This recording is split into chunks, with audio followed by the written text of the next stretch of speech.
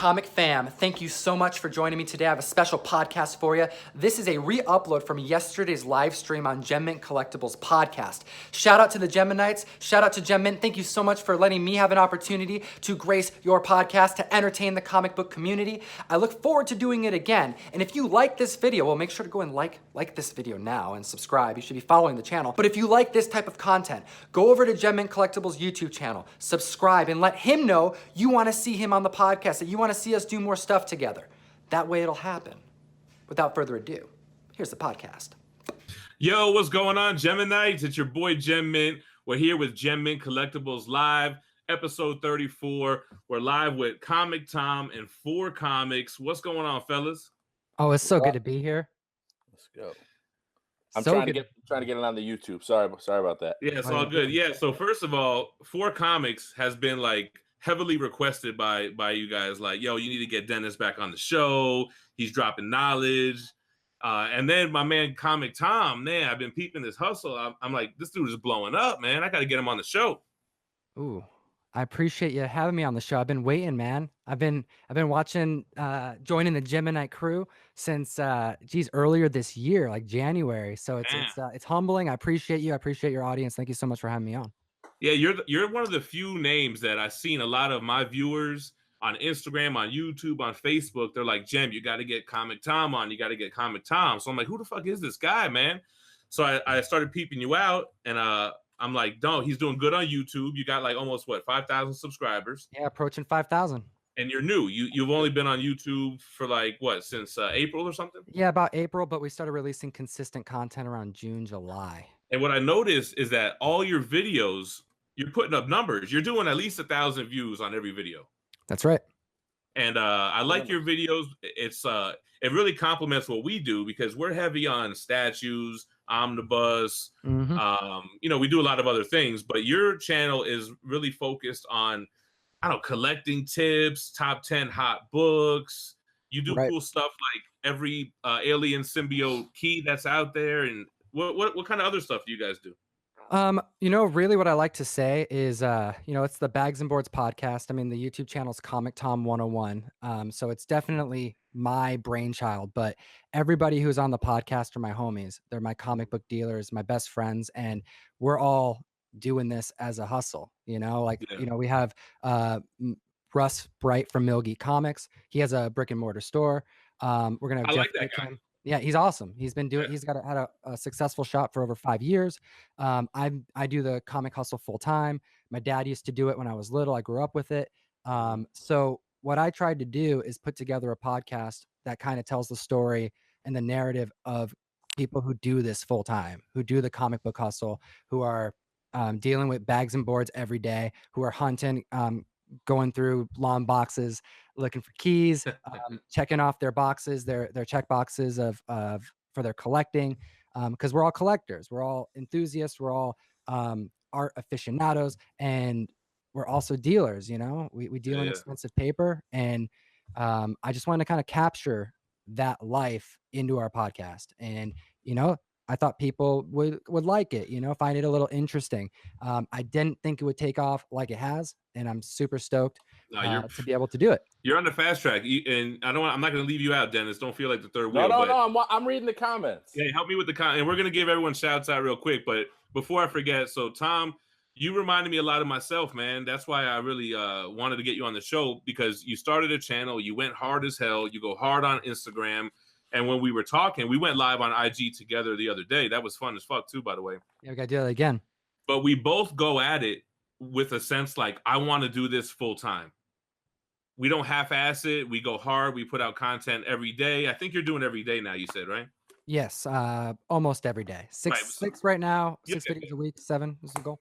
You'll get there. But yeah, so that's why our hustles are so similar, because we both love this shit and we want to do it full time. So we're like, yo, whatever we got to do. And then somebody asked, so your YouTube is Comic Tom 101, and what's your IG? The same thing? Everything is Comic Tom 101. So before we keep moving, right? We have a lot of people in the chat. We got Bill Lumber. We got Adrian. The best name ever. Yeah, that's my man. Montoya. We got Comics with Bueller. Comics with Bueller said, ask Comic Tom what book him and I autographed at Rose City Comic Con. So that's an inside joke, right? No, it's a there's a Savage Dragon. You know what? I'm actually right behind my S's. I wonder if I can pull it. I may be able to. If I get and I like how even I got the omnibus behind me, and you got the long boxes behind you. Oh, I got long boxes. Oh, look at this. I happened to pull it, Bueller. I did that for you. I'm sitting right behind my S's. I got my Overstreets right in front of me too. I had him sign. So he had this copy of Savage Dragon 225. Have you ever seen this book? This is brilliant. Is that the cover swipe, the homage cover? No. This is the not safe for work variant that Eric Larson made. Oh, no, I didn't see it. So what's cool, I won't show it on the camera because I can't. But what's really cool about this book is that when I talked to Eric Larson about it, the reason why I brought it to him was because I happen to know that Savage Dragon, he made this character when he was in high school. And he made a comic book that got produced, and there was a little over 1,000 of it made. But it was called The Dragon. It wasn't called Savage Dragon. And when like Wizard and like, you know, those who like run D&D back in the day, when they saw that he was producing a comic book called The Dragon, they filed a notice saying, no, you can't call it The Dragon because we own that. So he called it The Savage Dragon, and then it was released out on Image. That was a savage move. Exactly. It was a savage move. It was a good move too. Hey, I think Savage Dragon, one of like the most consistent long running titles that hasn't stopped, and what number is he on? Underrated. I mean, I'm holding 225 right here. This came out what, a year ago? I'm not sure what he's on, but why I recommend 225 is that they released his high school first issue in the back of it. Now, no one knew that this was it unless you like knew that this is the original, the OG stuff. So I took this to him and I said, hey, what do you think about this? Hoping you can sign and tell me about this, because I know that you like made this issue in high school and it just got produced for the first time to the mainstream. And he goes, oh, it's really cool. Yeah, you know, and he just kind of told me about it. He happened to have a copy of it with him. And he said that original piece went for $5,000 back when he had to buy it again. He bought it back from a collector. But the reason why this book is special, the guy who drew it, right? When he goes to buy it back. Exactly. So the cool thing about this is it's a not safe for work version. And he said what happened is he saw a couple of these not safe for work comic books come out. He was looking at them on the shelves, and he kept seeing all these supposed, you know, mature covers. And he's like, this is no mature cover. Like for real, like you're seeing some boobs on the cover. Oh, well, I'll show people what a not safe for work cover. So then this was released. And if you haven't seen this cover, it's probably the dirtiest cover. And when I say dirty, I mean, it's clean, but I mean, it's dirty. You got to Google it. For whatever reason, decided to have a bunch of YouTubers sign his copy. So he's walking around this damn comic and asking people to sign it. So anyway, shut up, Bueller. Long story short, it's a good book. All right. So hold on real quick. I don't want to forget everybody else in the chat. So we got my man Truman holding it down. Tim6871. Jesse Say What? Chris We got your wife yelling at you for starting late. I didn't start late. We started at 5 o'clock. On the Zizot. I don't know. I seen a Stephanie. I thought this was starting at 6. Oh, it did. So we got Dylan Roskidal, Flex AJ, Methny, Miss Hustle, Tanner Drinkwater, Curtis Campos, Forgerelli said whack.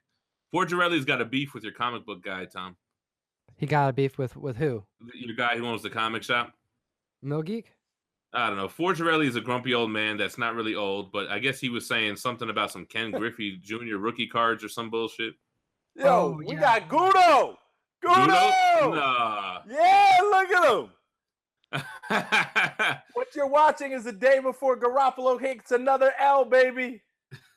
Behold the vision. My man Gudo's in the building. Shout out to the money team. Man, we got a lot of people here. Jeff Luch, Everett Otto, 3 Men in the Basement, Joe Satelli, Wobbles. Anyway, we got a lot of you motherfuckers in here watching. Thank you for joining us. We got 117 watching live. I got Comic Tom, the rookie up-and-comer YouTube IG killer, Dennis for Comics, the most requested comic book motherfucker. Too. Who that? Mrs. Smalls, Forgerelli's one of my favorite too. Nah, me too. We love Forge. I love Forge. He gives me shit, so I got to give it back. Anyway, so Comic Tom, 4 comics. 4 comics. So Comic Tom's got a hard stop at 7 or 9 p.m. So me and you might go a little longer here. Yeah, whatever you guys got to do. That's why I'm letting you guys get it out, and wherever I fit in, I'll fit in. All right, cool. Don't feel left out. Just jump on in. No. Listen, I don't do like that Savage Dragon. I Not don't your own a forte. Savage. That's not my thing. Yeah. Though I feel like it should have been my thing, knowing that what it is, but no, it's not my thing. So I let you guys handle that, and I'll be in the background. Straight up, straight up. So let's talk Comic Tom, right? Because me and Dennis, we've done multiple shows. We know what we do. Sure. But so you have a lot going on, man. Like you have the YouTube channel we talked about. You got IG we talked about. But you buy collections, you sell full time, and you do a monthly mystery box subscription that I've heard great things about. You want to talk about that a little bit? Sure. No, would love to. I would love to Speak talk on about it, speak on subscription it. service. All right. So geekstreet101.com. That's where you can sign up. But pretty much what we got. Yes, I do comic books full time. I work with dealers, I work with different stores, and I have my own store that I operate online. But in a nutshell, I was looking for a way to be able to just offer something really competitive for my community, for the comic book community, send out something that could provide some value every month. As a way to help support the podcast that I have. So me and my buddy, Russ, who is with me in all the CBSI videos that we make, we do a top 10 list video every week. We put together a subscription box where we pack it up with a handful of random comics that we hand select and ship it out randomly to the community. And so hold on. So CBSI, I feel like I've seen that name for a while. Heck yeah. So what is that exactly? comicbookinvest.com, the most relevant speculation website in the country, hands down. Dennis, you ever hear about these guys? I have not, but you got my ear. No, I heard them. So they do it's a website that they do spec books, right? Yep, it's a so what CBSI is it's a website, but they've been operating for, I want to say, close to 5 years, if not larger. And when I say website, it's primarily a Google Play community. So who's on Google Play, right? Or excuse me, Google Plus, excuse me. It's a Google Plus community. And they have over 4,000 members on Google Plus. And pretty much what this website is just packed with value, a lot of information. And they have articles that get updated every week for like what's hot, new variants, things like that. They've got to advertise somewhere because I've seen that shit for years already, right? You type in hot comic books into Google, you're just going to see them. That's it. They have I'm fairly positive. I mean, other than maybe the Overstreet crew, like the Overstreet advisors have like closest knit group of people who are like on a daily basis watching all the different websites that you have to freaking pay for to analyze books and figure out, all the changes in the market that happen on a daily basis. Yeah, people go hard on the speculation. Let me ask you guys a question. So what do you think about this Batman Damned? Do you think that's going to be a hot book, man? It already is, man. I was going to say, is it going to be today? Is how much? $7 book 2 days ago is going for $100 plus on eBay. Yeah, but so I don't buy into those things though. Like, 'cause I remember when I used to collect baseball cards as a kid, right? And you would get like the Topps finest, right? And it would have a little stamp on the corner, and that meant that you had the most badass Chris Webber rookie card. They went up, everybody wanted them, they trade hot, and then just if you didn't get rid of them on that $100 spike. Maybe but I think that's 150. I think that's how modern hot books are too. I don't know if Tom, you want to correct me on that. That's what they feel like. I feel like you better sell it now, but is it going to be worth shit in 3 months? No, I think that this is actually honestly think that this is a really good buy. A lot of people made this in this particular example. Well, this is a little different. It's DC Black Label. It's an oversized magazine format. It's got Bruce Wayne's wiener in it, right, or whatever. So there is a lot going for this book. But like, I guess when I talk about regular hot books, I'm talking about, I don't know, first appearance, yeah, or whatever, some bullshit. Yeah. Well, here's the thing, right? Do you think that that book's 100 now, and that is what in a raw, in a 9.8? How does that work? Raw. Ain't no 9.8s yet. Because the problem is, that's the other thing, is that these books come out and they spike so fast that you can't even get them to CGC, get a grade, and get them back. Oh, they're already pre-selling. They're pre-selling 9.8s. I saw that. $200. What do you think that book is 2 years from now? I think so this is my prediction. This is you can't apply this to every modern book, but I think this is an exception. But just that one. You guys said it though. Like, it's a magazine-sized book. So first off, there's 115,000 of these made. That's less than Fantastic Four. That's less than JLA. So that's the first thing. Second thing is they're doing a reprint of it, and they're going to be censoring it. So now there's press. Every time there's press, it's hot. Look up the Spider-Woman variant. Yeah. You know what I mean? Like, that got pressed, that's still hot book, and it was definitely, you know, a lot of copies of that going out. This is a magazine size book. The first thing that people do when they get a new comic book off the shelf, what do? Read it, I hope. Okay, that's bad. Yeah, I mean, I hope they read open. They're reading. Well, it's Good good. answer, But Dave. we're talking about collectors. Yeah. It's bad. They're opening this up. This is a binded book that they're opening up. They're reading page by page. They're shuffling through it. So of these 115,000 copies, imagine how many are going to be read. All right. So hold on. EF. Already at EF. Tom, the first thing I was thinking was magazine size means that CBCS won't grade it. Yeah. Oh, And I hate CBCS to won't, have- but CGC will. No, so you only have CGC. It'll be exclusive for them.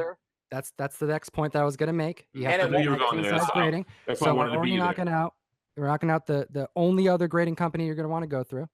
And then you have the final one. This is a magazine size. How many people have magazine size short boxes in their garage or in their house? But that's my point. No. So it's not going to fit in your box. That sucks. They're going to There's get as Paradiddle Dakes just said, 115,000 of them. Yep, 115,000. That's nothing if half of them have already been read and they're getting.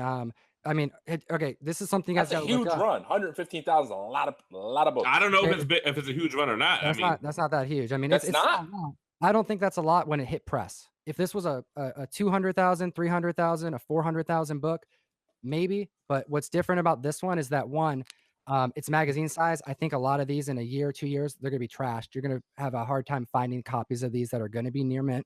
Because who has magazine size boxes and who's even bagging and boarding their copy right now? Like, I know I have magazine bags and boards, but Not many people everybody I know, they're like, oh, how do I got to put this in a golden age? Like everyone's manhandling these things. And once it hits mainstream, that 115,000 to a collector sounds like a lot, but it hits press, that's nothing. Those are Okay, gone. hold on. So there's 3 covers for this shit too, right? Is there Yep. anyone that has less of a print run? Do you know? No, I'm not sure about the variants. I do know the number 1 though, I believe is the one that's So over 100. let me tell you guys something. Oh, shout out to TiVo in the chat. Red Hood, what up? What up? Who dat? So I buy everything off instocktrades.com. That's where I get Omnibus for 50% off, right? So being that this book is a bound book, In Stock Trades had it for $4. So I said, fuck it. I bought 2 copies and we all got the email like, yo, we oversold this. We don't have any more. Da, da, da, da. But no, they're not that type of company. They're not the type of company like Midtown to say, oh, it's going for more now. Like they sell out of print Omnibus for 50% off. They really legit didn't have any more. I'm just knocking. There's a lot of websites that had it that I've sent out notices that are just that. I'm sure they're good for it. But... No, they're not like that. But anyway, they did say on the 28th they're gonna have another restocking of it. But whatever. Yeah, it may not consistently go above 100. I mean, 100 is crazy. I saw that this morning and my jaw dropped. I would bet money that if you were to say a 9.8 is whatever number you say today, maybe 30 days from now you go up. Within 30 days, you'll reach a cap. After that 30 days, if you're not out the door first, you're going to be the last one holding the hot potato. My guess. I feel the same way, but I could be wrong. I've been wrong before. We could check this video back in 4 months and say if we were right or not, right? Yeah, we can. That's the beauty of time. Is it's a but see, this circle. is good for collecting, man. I kind of like it. It's kind of like it just stirs shit up, man. You know what I mean? What we need, man. It's cool. Well, you know, it's fun, right? So Here, Batman Dan. I have to say this here. My mom called me. How do I get this Batman book where they show his, you know, where they reveal this thing and it's all in the news. When my mom's calling me about a Batman comic book, you know that it's hit for it broke the barrier. It went through to the mainstream. 115 sounds like a lot, but that's a lot when you're talking collectors. What I think is, you know, with this whole Batman run and the way that it comes out, and you say that it's great for collectors, it is in a sense. The guys that bought it at 7 and sold it at 100, great, because they're going to think that they are investment gurus and they're going to be backing the truck up to come in. The guy that buys it at 100 and has to sell it at 7, that might be his last fucking purchase. Hey, but look, Forgerelli's right. And I was going to say the same thing. The last big book I can remember that got media press was The Death of Superman, and we all know how that shit turned out. You know? Anyway, you know, it's cool, man. It's just something to draw attention to the hobby and keep this thing keep it alive. Amazing Spider-Man 700, that Ditko swipe. That book came out, was like a $1,500 book, got crushed down to like 900, 700, but it's back up to like a $2,100 book. Why though? Why is it back up, right? Probably because Ditko. I Oh, don't know what yeah. the print run is on that, and because Dicko died, but the print run on that can't be anywhere as close to 150,000. If anybody in the comment knows the print run on that Dicko variant 700, my guess is maybe a quarter of that. So hold on, Gudo had a good point in the chat. He said they printed like 1 million copies of that Death of Superman, and we just said that the Batman Dan only got 115,000. Yep. But Gudo's probably 3 beers deep, so 1 million to him might be 115,000. Nah, Gudo's on a fifth of that hand or some shit right now, man.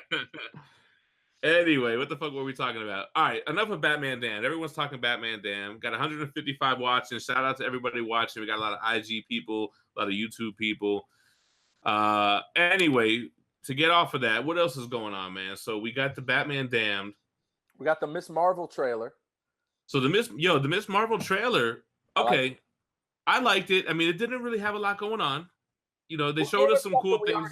We all knew the scrolls were coming. We knew the scrolls were coming. We did get to see the suit with the mask with the what's it called, the mohawk. So that was dope. The mask was dope. It was dope. So happy they did her with the mask because I know that there's different versions of her. The mask is the best version in my opinion. So let me tell you something. They're giving her the OG Kree outfit. They're giving her the updated Captain Marvel, and they're giving her the helmet joint. I mean, come on, man. This is Marvel. They're giving us what we want. Oh, I remember what I wanted to talk about. Yeah, Stampede got me. So that was Miss Marvel, and then you had the Joker reveal from the boy Joaquin Phoenix. God, what do you think? Dennis, talk about it. Oh, it's terrible. It's terrible. Everybody loves it. Everybody loves this thing, and I'm sitting here like I don't get it.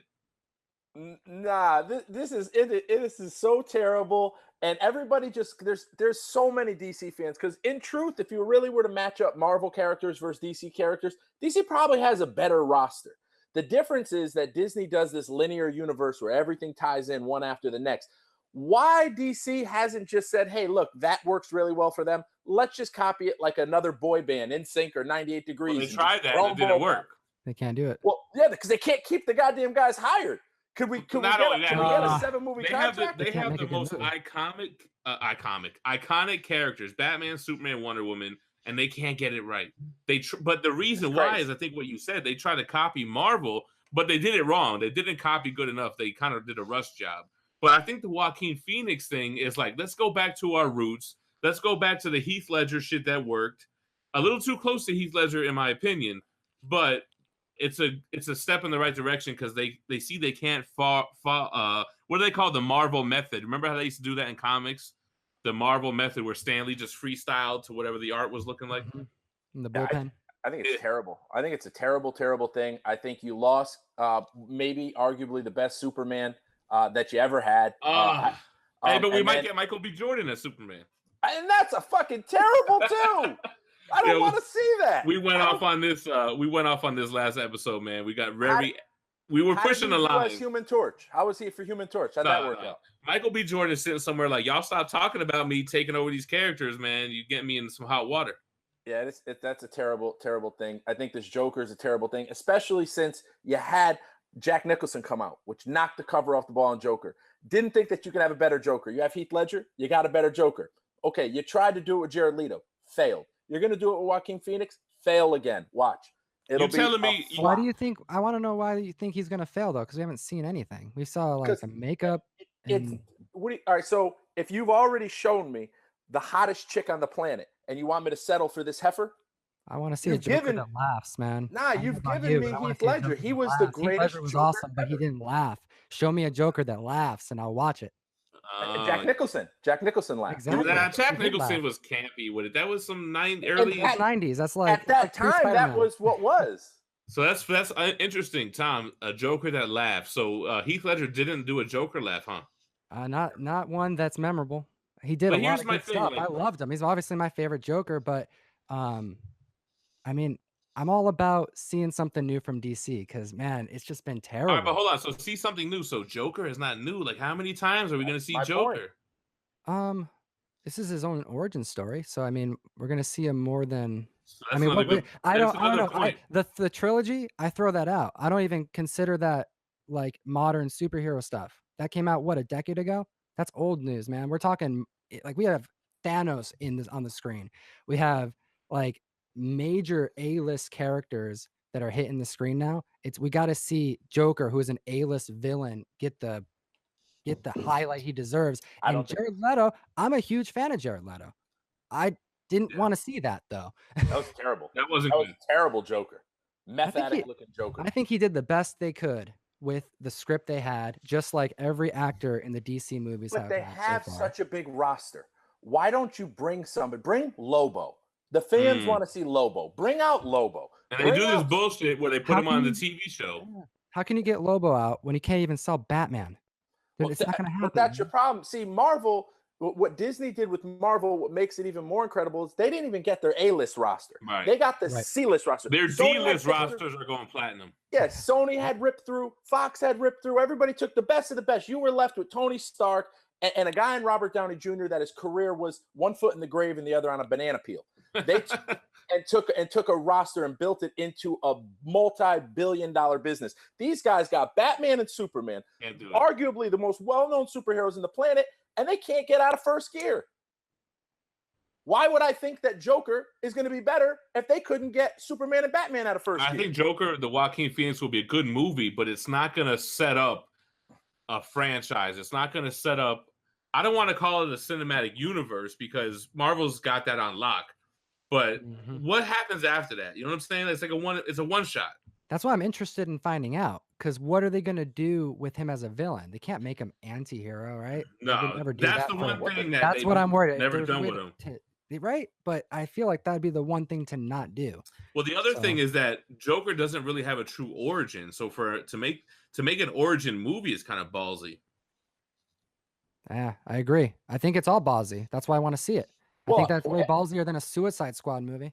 But is it ballsy? Because they just keep throwing shit at a wall hoping one piece sticks. Dennis, somebody said that to me the other day. My man, Tack, my mod on here. Yep. DC is throwing shit on a wall and trying to see what sticks. Is exactly right. That's exactly what they're doing. Like they took Suicide Squad. They're like, let's try to do it like Guardians of the Galaxy. Give it kind of a funny thing. Next thing you know, it's like a Will Smith love story. I mean, I love Will Smith too, so that's what I love Will Smith, but I didn't love that the movie was predominantly focused on him. I wanted to see more Killer Croc. I actually wanted to see more Joker. You made such a big deal out of it. They should have made it a Harley Joker movie, really. That's all it was. Really, was Will Smith and Harley Quinn. You know what I mean? That movie had a bunch of rewrites and stuff. Like, isn't that why that movie turned out like crap? They just cannot get it right. So if you're, to see like, can you get this Joker right? Even if you got him right one time, what is that?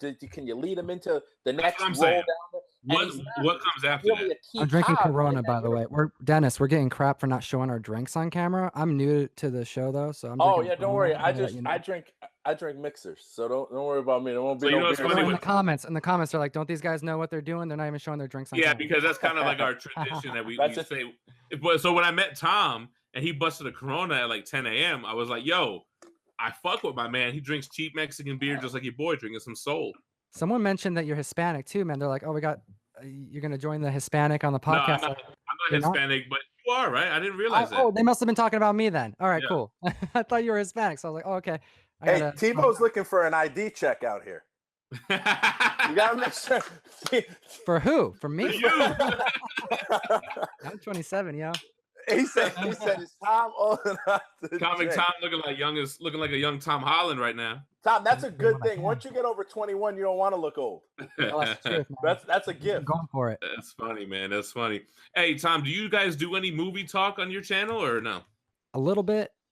We reviewed a couple movies. The videos didn't really land very well. Not a whole lot of movie talk. More of the collector's focus and how the movies affect the market and the comic books that we deal with. You know what? It's so crazy how it does, man. If we look at Hulk 181, Giant Size X-Men, X-Men 1, Fantastic Four 1. I saw Fantastic Four 1.5. I think your boy Dan Gallo is selling that shit for 7 G's. I thought it'd probably be closer to 10. The book is just on fire. Bro, but why? Let me ask you this. How come people spend more money on a book because a movie's coming out? Like, explain that to me. More fans, There's only man. so many. They're trying to corner the market. But you're telling me that you didn't care about that book 3 years ago when it was like $1,500 book, but now you're going to spend 7 G's. What is that? How did the last Fantastic Four go? Yeah, it sucked. So it was the worst comic book movie. It's up there with Catwoman, with Elektra. Well, it's what happens when you change, Johnny Storm from who Johnny Storm's supposed to be. But that wasn't the only problem. Now there was multiple problems, but in the grand scheme of things, that was the least problem with that movie. No, that movie just sucked. So the point was, whatever the value of a Fantastic Four after that shitstorm, it can only go up from there. So why they didn't buy it right away? Man. Why they're waiting until now? I don't have the answer to that. I don't get it, man. I just don't understand why. Because a movie is going to come out, the first appearance book, so all of a sudden everybody wants it. I guess that's what it is. It's like, oh shit, Fantastic Four is going to Marvel. Oh, let me cop their first appearance. I don't know. I don't really know the reason why. I mean, I get it. I think if you're gonna spend $7,000 on something, timing is a big part of it. And someone who's spending $7,000 on a key book isn't gonna shy away from it because it was $6,000 last year. But it wasn't 6,000 last year. It was like 1,500 it's last year. Going up aggressively now. But all right, hey, everybody wants to talk about the Eternals movie. So the Eternals movie was something that came out that I thought, Marvel, you need to relax because that shit sounds whack as fuck. But now it's coming out that they got a director for the shit, or a writer or a director, or what was it? I don't know. I saw it in the chat. I don't know much about that show that was coming out. I think that no, it's a movie, bro, from the Eternals. I didn't see it. I didn't see anything Jack about Kirby, Celestial Heavy. Yeah, remember the New Gods? Yeah, New Gods 1 was hot for a minute. The New Gods is DC, right? Yeah, but I sold my New Gods 1 and an old label, and it was a 9.6, and somehow there was missing a staple, and it was a 9.6. I've seen it resold. It's on Comic Link right now. Again, don't get Tom worked up about the CGC discrepancies, man. Oh, why, Tom? You got beef with CGC? No, not personally. Nobody. I got beef with nobody. So but, CGC, I guess let's talk on it, right? So CGC is for sure the premier grading company book. The books hold more value. For now. Whatever. They have the best looking labels and slabs, right? But I guess the whole Emerald City Comic Con thing was like, there's no way you could have graded those books in that amount of time on site grading. Oh, my videos. Yeah, the videos I made. Yeah. I was having a conversation with Russ, my homie, about what I experienced with CGC the last couple times, and then we just decided to turn the mic on and have a conversation. It's one of our earlier videos. It's not one of our best, but in a nutshell, my question was that based off of how many people use the service, based off of their turnaround time, based off of just what is almost every single convention, which I call a shit show at their table, with how many people are getting their books, trying to there are people waiting until the end of the con, hours afterwards, to pick up their books that were graded on site. I just don't think that they're spot checking everything that they're. So they just gave it a once over, basically. Yeah, if you go through their website, they have we read it on camera, but their full list of what they're supposed to do, and it's like it sees like 3 different people, and 3 different people are supposed to check everything. And I had my dad had a comic book that was signed that was missed, like Sharpie written on the inside book. Well, I did watch that, but not for nothing. He did throw him a fucking loop because it was one sig on the cover, one on the inside page or something, right? Yeah. But no, they should have read the form. They should have double checked, but they didn't. And it was the point, right? And it's just one. That's just one example. I mean, that means nothing. But I've personally had over 5 times where I've had to resend a book because of weird stuff. This has a lot of CGC stories where they told them it was reglossed, and then it wasn't, and then it was, and a lot of sending books back to be regraded, and the shit's different every time. I mean, we're only human at the end of the day. You know what I'm saying? But I also think that depending on what book you're bringing in, like if you're bringing in an Avengers 4 that's potentially a 9.0, 9.2, they're going to give that a lot more attention in the grade than they would probably the same book in a 2.5, 3.0. But if it's Catwoman 17 that just came out, they're just going to give it a once over, and that's it. Yeah. In my opinion. That would be my guess. That's what I would do. I mean, I'm human. I would say this guy's got a Hulk 1. Let me give this guy my undivided attention. This guy's got, a Hulk 126. Fuck that guy. Yeah. and I'm going to give it what I give it and roll it on. Hey, yeah, Tom, see, but what you just described, that's you're just describing everybody who pays $100 for their comic to get graded is nightmare. Just roll that one, I'm going to pay attention to this. And my point was in that video that we made is that there were 10.0s graded. So for every mistake, there was a 10.0 that I saw.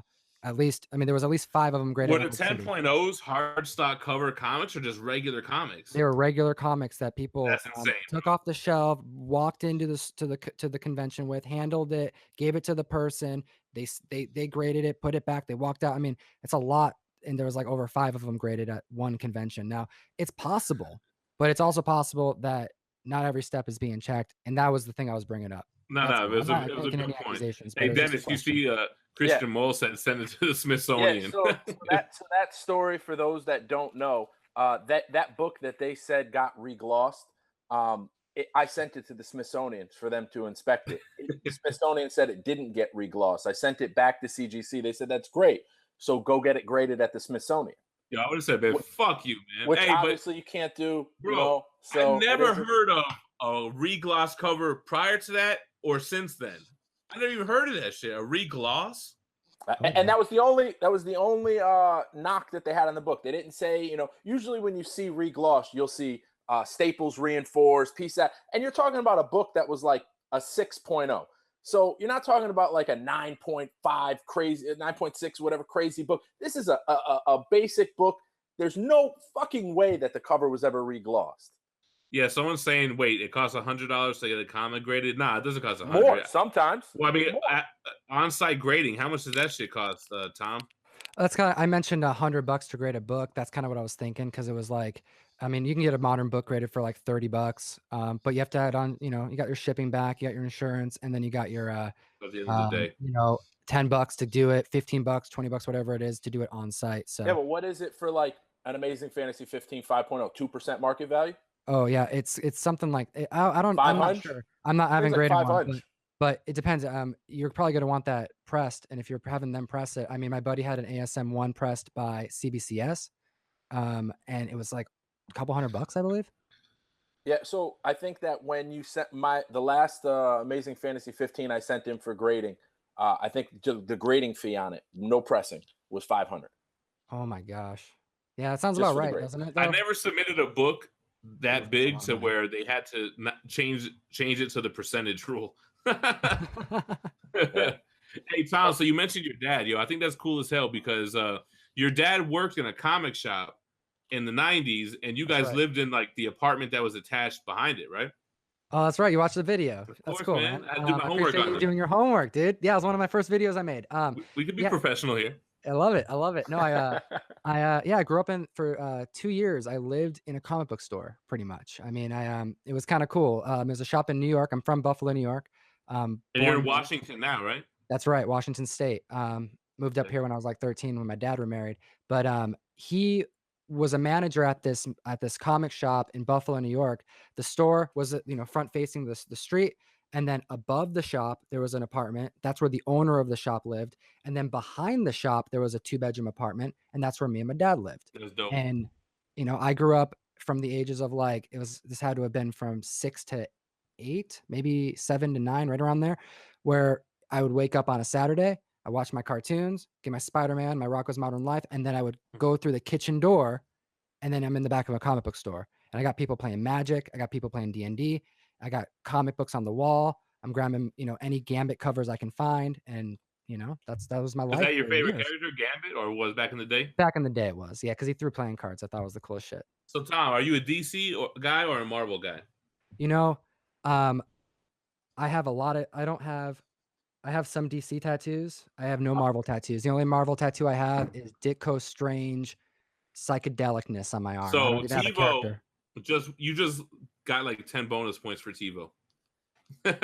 Why is TiVo, that? TiVo You don't in the like chat. Marvel? That is Doctor Strange himself. No, He loves it. That's his favorite. That's his favorite character. All right, hold on, Tom. A few people are saying, ask you about your dad's Teenage Mutant Ninja Turtles #1 story. Oh my gosh, that's crazy that got out there. A couple people asked. Yeah, That's it's been funny. like four requests.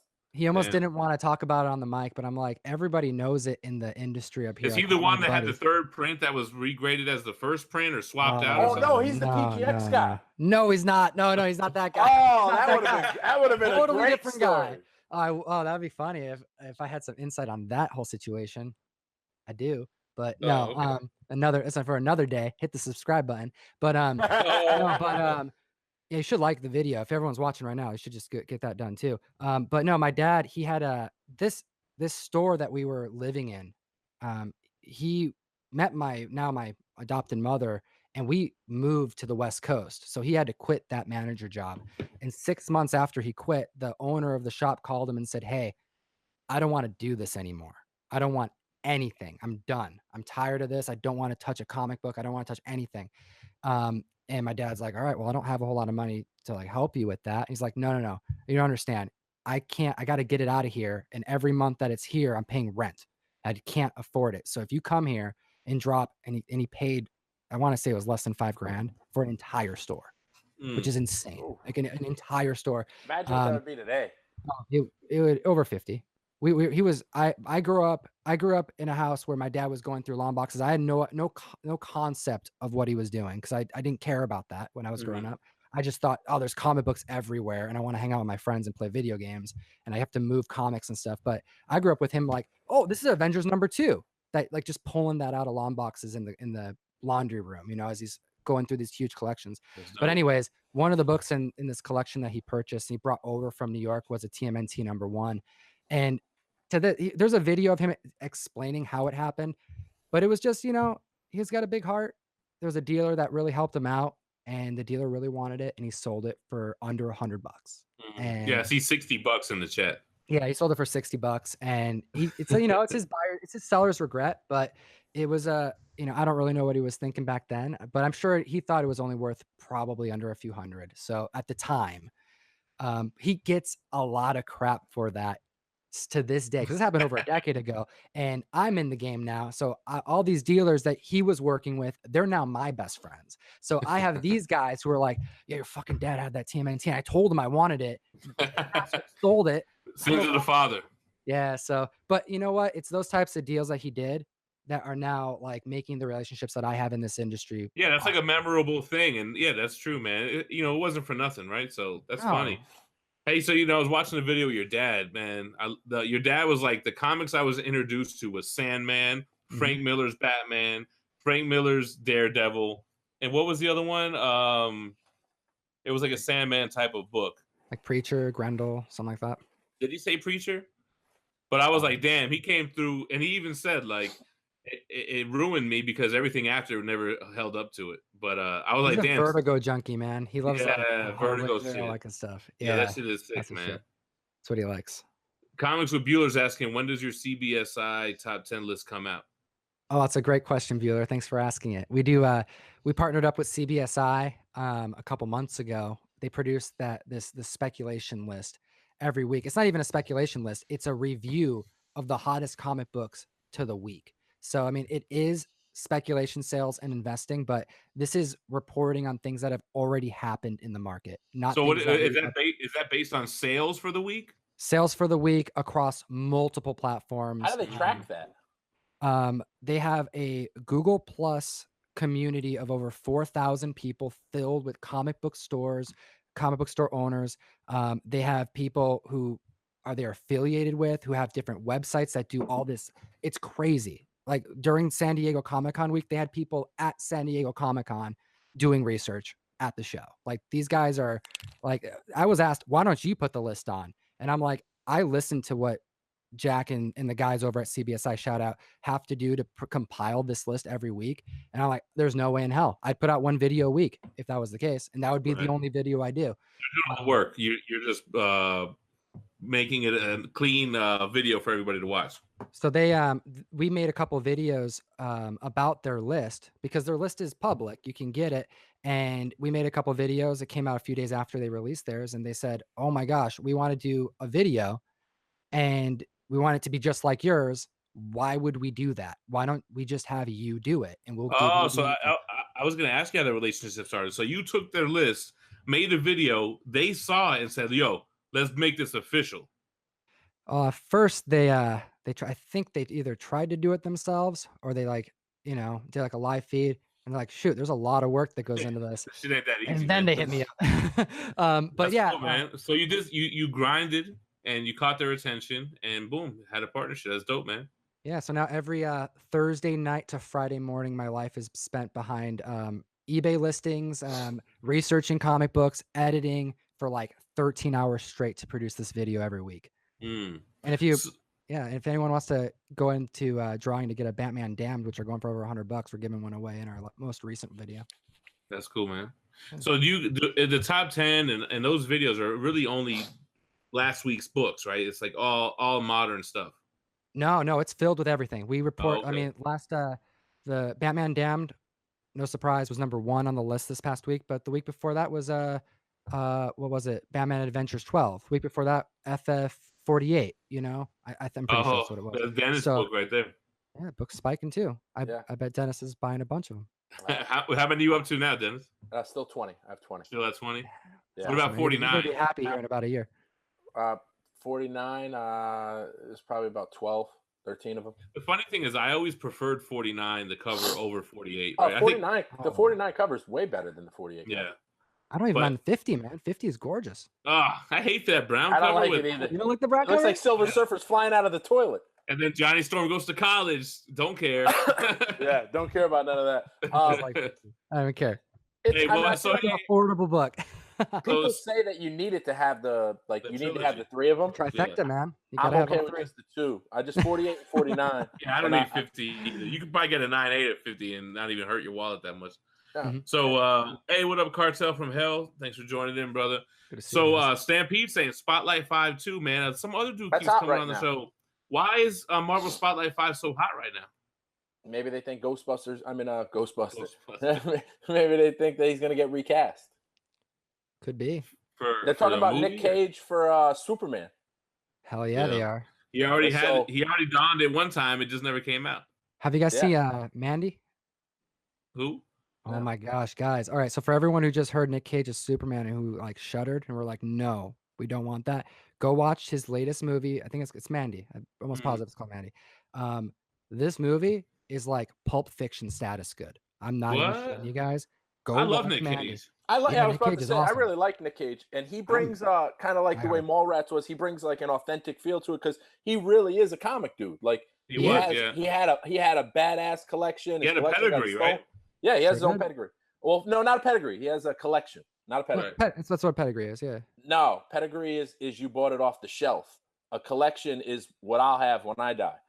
Pedigree is what like a 70-year-old guy that bought them off the shelf he can have. I can't have that. I'm pretty sure pedigree means that there was it comes from a collection, but I could be wrong. No, it has to be original off the shelf. You have to be the original owner to be a pedigree. Yeah, I think Nick Cage gets a COA, but a pedigree gets a notation on the slab. Yeah, CBCS actually does it on the slabs now for collections as well. But you can have, like the Mile High pedigree is they found an original owner to all those books. But you can have a so-and-so's collection, and it's just a different. It just means you had a badass collection. You just weren't the guy that bought it off the shelf. Oh, interesting. I have to look that up. I'm learning stuff. Appreciate that. No doubt. But I definitely like Nick Cage, man. I'm a huge Nick Cage fan, and you're right. He was in the game, but you know what? I saw him at San Diego Comic-Con like 2 years ago hunting. So he's growing that collection again. Right, and one day I want to own one of those comics from his collection. I want that. He had the Action 1, I think, too, right? Yeah, the one that got stolen. I think he got it back too. I have one of his. So on Comic Link, they had done an auction where they were auctioning off the frames that he had in his books. He had these custom made frames that were wrapped in 24-karat gold leafing. I have one upstairs. Cool.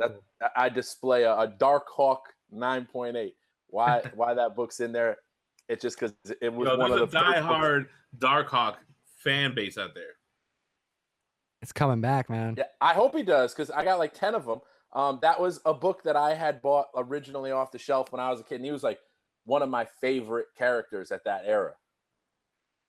What am I wrong about? TiVo. TiVo. Spit it out. I was waiting on it too. Yo, was it Nick Cage or was it John Leguizamo that took his comics and made it a wallpaper for his bathroom? No idea. I feel like Nick Cage would fuck you, TiVo. Wait till tomorrow. What happened, Tom? I said I don't think Nick Cage would cut up comics. I feel like it was John Leguizamo. No, that had to be John Leguizamo. That sounds like something a crazy ass comedian would do. It was something like his wife was like not wanting him to collect, so he said, "All right, what I'm gonna do is I'm gonna take these comics and put them in the bathroom as wallpaper, some crazy shit like that." Curtis Campos, the best Nick Cage movie ever, The Rock. I never saw The Rock. Is that with Sean Connery? Yeah, what? That's like one of the best. That's like literally one of the top 5 greatest movies ever. I was like But Con you didn't Air even for watch Nick Goonies, Cage. so I got it.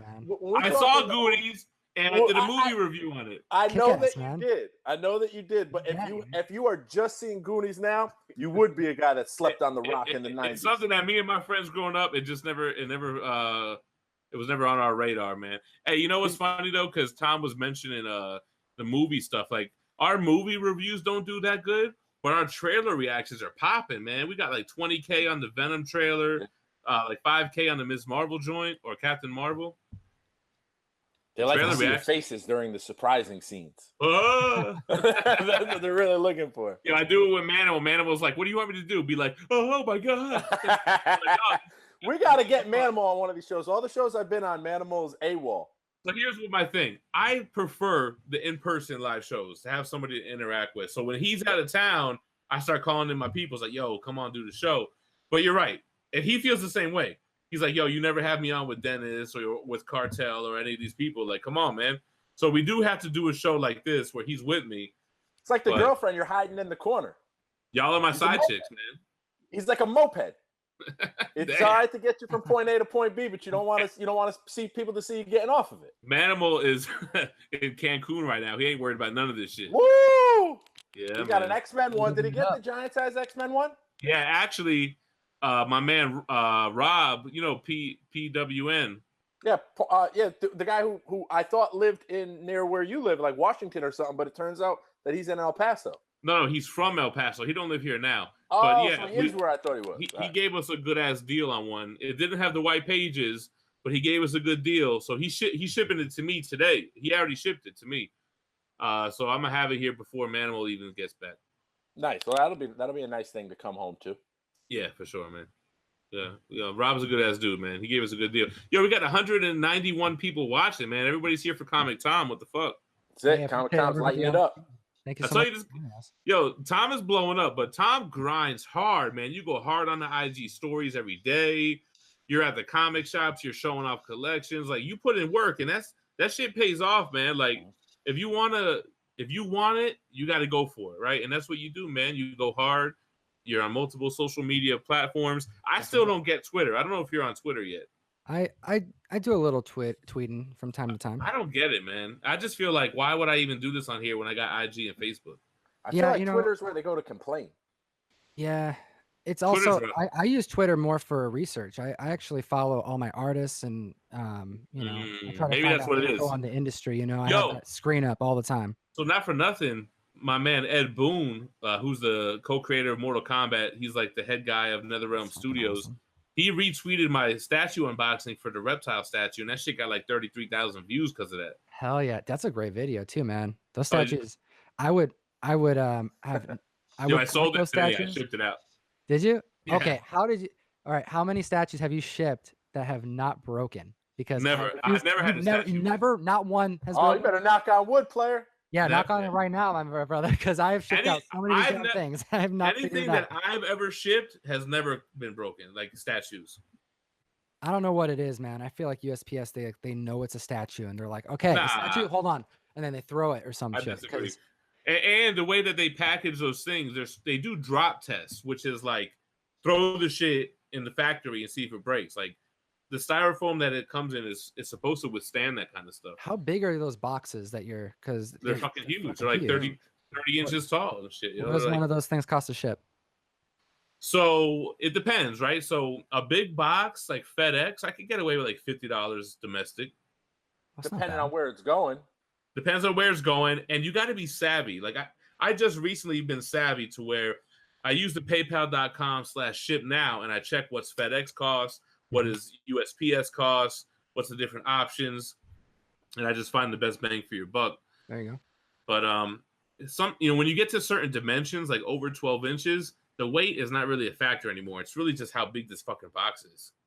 Yeah. But the shit is expensive when I get it from Singapore, man. It should be costing like $200-300. Wow. Did they ship that? When is that Doc Ock ship? That's like the first statue that I've ever bought, and I've been waiting like a year for it. Yeah, see, you pre-ordered that before the official pre-order went up. And so you basically were in on it super early. I don't know when it's going to ship yet. I would say first quarter of next year. And by the way, I reached out to Frank because I want to order that badass Batman statue that's coming out. And I'm not even a Batman fan. If anybody knows me, you know I really dislike the whole Batman thing. I don't see how he has any special powers. But the one with all of his villains basically engulfing him. They just showed that off recently. It's going to be... They're going to show it painted for the first time at New York Comic Con. So I'm going to have Name your price. I pay it. Oh, okay. Well, holla at your boy. I got no, the hook up. No, from the people. I'm not buying it from a second party. From the factory, they can name their price. I can't buy it from a regular person. Yeah, that's the David Finch Batman diorama. That thing looks. I mean, that's one of the meanest statues I've ever seen. I'm still waiting on your boy. I gave a deposit. He has the Batman, the Hulk versus Spider-Man with the bent telephone pole. Do you guys either of you guys have animals? Like cats or dogs or anything?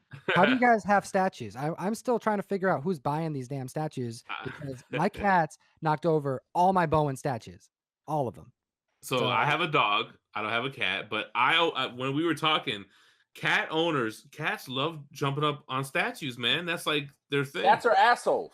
Yeah, that's a fact. They just don't give a shit about your Bowens, man. They don't give a shit about anything. They want them on the ground. I got a dog. I got a little lap dog. She couldn't get close to a statue. She tried.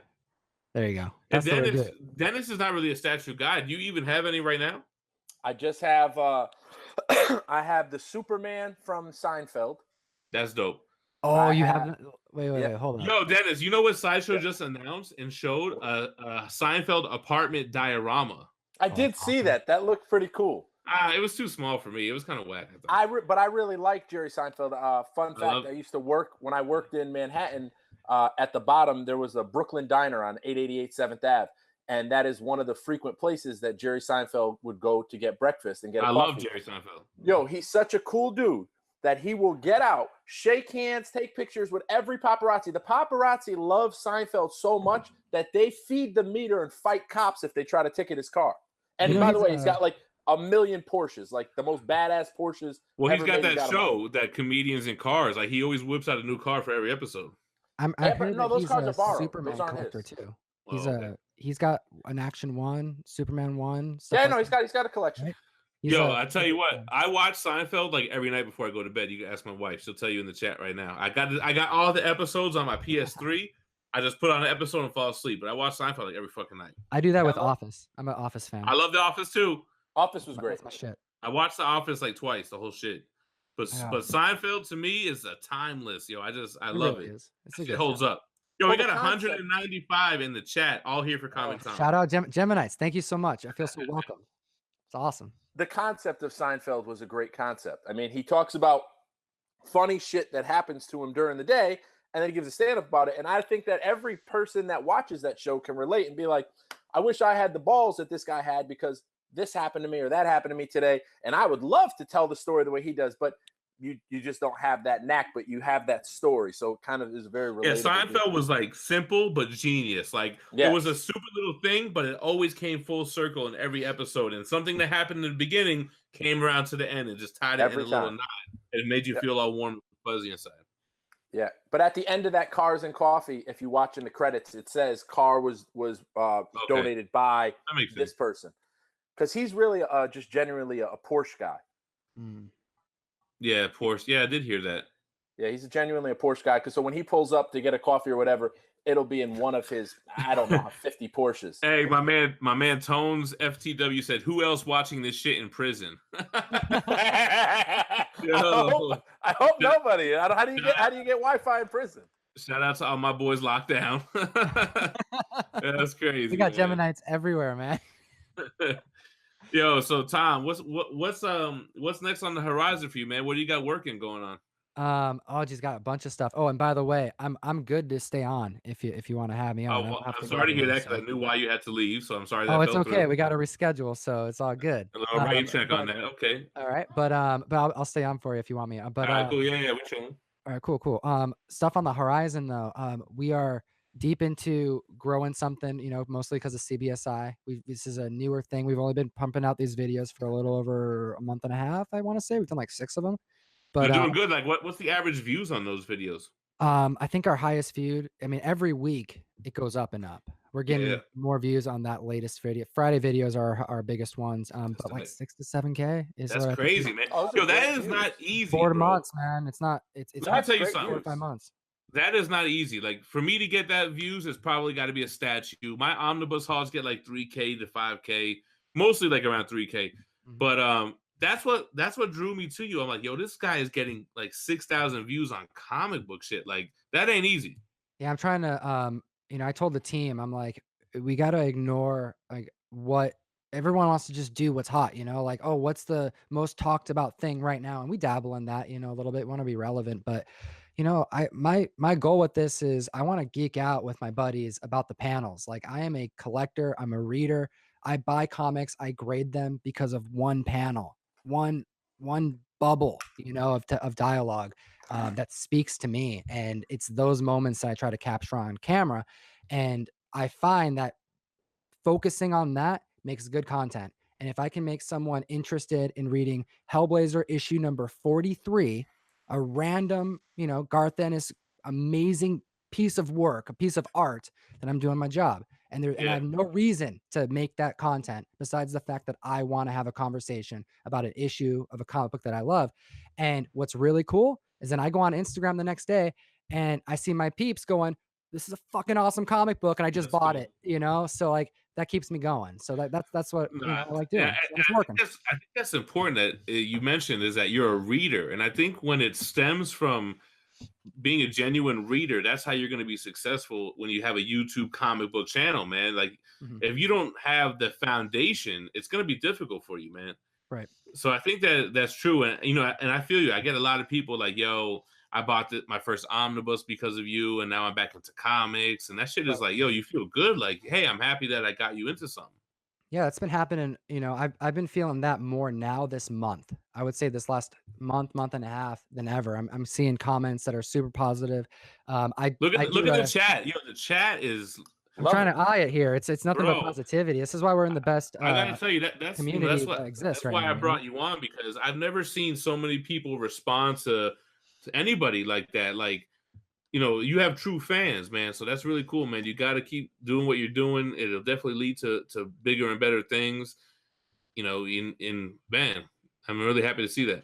Hey, I appreciate that. I'm just doing what I like to do, and I look at everything that we do as a service. I put it through that lens first. I want to provide value in the content that I bring. There's nothing worse than watching something that doesn't answer the title. There's nothing worse than spending time that you don't have to watch something that sucks. So for me, I don't want to pump out a piece of content that I wouldn't enjoy. That every second that you watch is providing some type of informative, something valuable. And that's how I go into making our videos, and it's Yeah. been working so far. Yeah, and that's how you got to come at it. I feel the same way. Like this whole channel is like what I wanted as a viewer. Like I want somebody Right? with a Yeah. every fucking omnibus and does crazy statues and puts Oh, yeah. something out every day because I'm selfish and I want something every single day, Sure. regardless of what you got going on in your personal life. And I wasn't getting it. I'm like, I'm gonna fucking do it, man. I'm gonna do the channel. I'm gonna be the guy. And it's kind of like with the raffle thing, Dan. It's like, we do the raffles on Instagram. And my whole thing was always, I'm only going to raffle a book that I would like to win. I'm not going to raffle some shit that I don't like, because if I don't like it, why the fuck does anybody else want it? For the So most part, that's a good analogy of it. Sometimes books hit that you would never really like, but it's just that's very rare. that's true. Maybe I'm not into Aquaman, but the fucking showcase, whatever, what is it, 21 or some shit? Yo, have you read Showcase 30. Aquaman the Trench? I have not. New 52, Aquaman the Trench. Throw out all your conceived notions of Aquaman right there. Well, here's the thing: we're waiting like on the fucking Aquaman. we're waiting on the omnibus for Aquaman New 52, and DC is slacking. Still hasn't come out Shocker. yet, man. I'm waiting for that one myself. I don't even buy omnibus. I almost put the plural on there too. Shoot. Don't do it. Don't Nobody do it. knows the right way. I don't think Truman that said DC no. can get anything together lately. What's that? DC can't get anything together lately. It's because they're selling too many damn books, man. But a lot of people will You're say that probably they're Marvel fans, but DC has better written comics. Or No, listen, the character log is a better like, you know, you have Batman and Superman. Really, Marvel only has Spider-Man. Spider-Man is the king of the Marvel universe. You have a split king there, and you go back in DC to Golden Age books, which Marvel really doesn't. Well, I guess they do with Submariner and Captain, but, but really, for the most part, Marvel really started in the Silver Age. They're a Silver Age company. So Forgerelli corrected me, as he always likes to do, and says there is an Aquaman omnibus coming out. So good. That a baby Forge. Can I shout out to somebody in the feed who said that I look like the sexy vegan from Dr. Phil show? Hey, I own that. heard that before. You know, so what's funny is you have a sleeve tattoo. So Jem's like, oh, we got to go check out. You know, I'm doing a show tonight. You know, I'd like you to come on. You know, this is who we're on with. So I had not seen any of your YouTube stuff. I apologize. I had just learned about this. Like, I was looking at your Instagram 5 minutes before jumping on. He didn't know who you were either. I said, how the fuck do you not know 4 Comics and you're on Instagram? Anyway. Yeah, dude, you got a massive collection. I love it. Go check out. What's your Instagram, by the way? Give that a plug. At 4 Comics. Look at his hat. Oh, there you go. At 4 Comics. So we're going through, and a funny joke was like, one of my friends was telling me the other day, because he owns a tattoo parlor, and he's like, you know, 20 years ago, you seen a guy with a sleeve tattoo, neck tattoo, you were like, listen, don't fuck with that guy. He will kill you and eat your heart. Nowadays, you see a guy with a sleeve tattoo, you're like, that guy probably makes a mean vegan bean stew. I'm no vegan, It's a different world. But it is a different world. I say this all the time to my community, but I like to remind everybody, and I think this kind of conversations happen when you're just online all the time, but I am like 100% believe that we are in the best time to live ever. Like this is it, 2018. The fact that we were right here, we got cameras on us. We are broadcasting to our peeps. If we were to go back 20 years and you wanted to be part of any type of community like this, what are you doing? You're getting your Marvel age. You're writing into Marvel to talk to your people. You're getting humped by Harvey Weinstein. Yeah. Right? For real. That's how you're gonna get in the door. Like let's real talk, man. Or you're hanging out with your buddies and you're trading your comics, like all my buddies used to do back when they were younger, with some older friends, and they're like, yeah, man, I would get Batman, he'd get Superman, and then we would trade because my parents wouldn't buy them, Yeah, when's the last time you traded? Never. Exactly. But like this is the best time to be alive, man. This is awesome. And yeah, I can have a full sleeve. And you know what? I used to work in the banking industry, and I used to sell crazy loans, and people knew that I had tattoos and didn't give a shit. So great time to be alive. I'm full of tattoos as well. I always feel like athletes is what made it acceptable. Like my old grandfather's like 90 years old, and he loved that guy Chris Anderson, Birdman. He used to play on the Heat, and because he liked Birdman, he was cool with me having tats. So you were a South Beacher at that time. Was that? You were a South Beacher at that time. Anyway, my grandfather is an old Jewish guy. He wasn't really with it, but do you have any superhero tattoos? Well, no, man. So I don't have any room. I got all fucking street tats, man. Before I kind of got back into the comic thing. I always wanted to know what's on your neck there. The Dove City. Yeah. Dove City. Oh, that's dope. It used to be more legible, but then I gained a lot of weight. When I got into comics, and the pigeons turned into turkeys. Then it became Dove Thanksgiving up there, man. Not the pigeons, the doves. I mean, it used to be Dove City. Now it's Dove City. Yeah, that what happened was the raffle game started clicking. You started eating good. That's true, man. It went from you had to ration to filet and lobster every night. You know what it is, really, man. Like with the comic shit. Like I used to work out. I used to be in shape, and I used to work out with my pops, right? And my pops was always broke. And I was getting money, and I was like, yo, the fuck am I working out? This shit ain't doing nothing for you. So fuck it. I stopped working out. Fun fact. Yeah, I'm with you on that. I'm like, well, what am I training for? How many subs we got to get you to get back up there? I don't know, man. All right. You hear that, crew? All right. So Gemma's gonna hit the gym now once we hit 100 subs. 20,000 subs. So look at my first Instagram post and look at my most recent Instagram post. It's about 100-pound difference, bro. Yo, we got 203 people watching right now, man. Shout out to everyone watching. Coming strong. That's awesome. Going real strong, man. On a Saturday night, you could have been anywhere in the world, but you're here with us. That's right. Welcome. I gotta get a gem tat somewhere, man. Yeah, you definitely do. You got to get a diamond somewhere. It's like a big gem diamond. Gotta get the shit. Steph keeps telling me to get it on my hands somewhere. I don't know. I already got hand shit.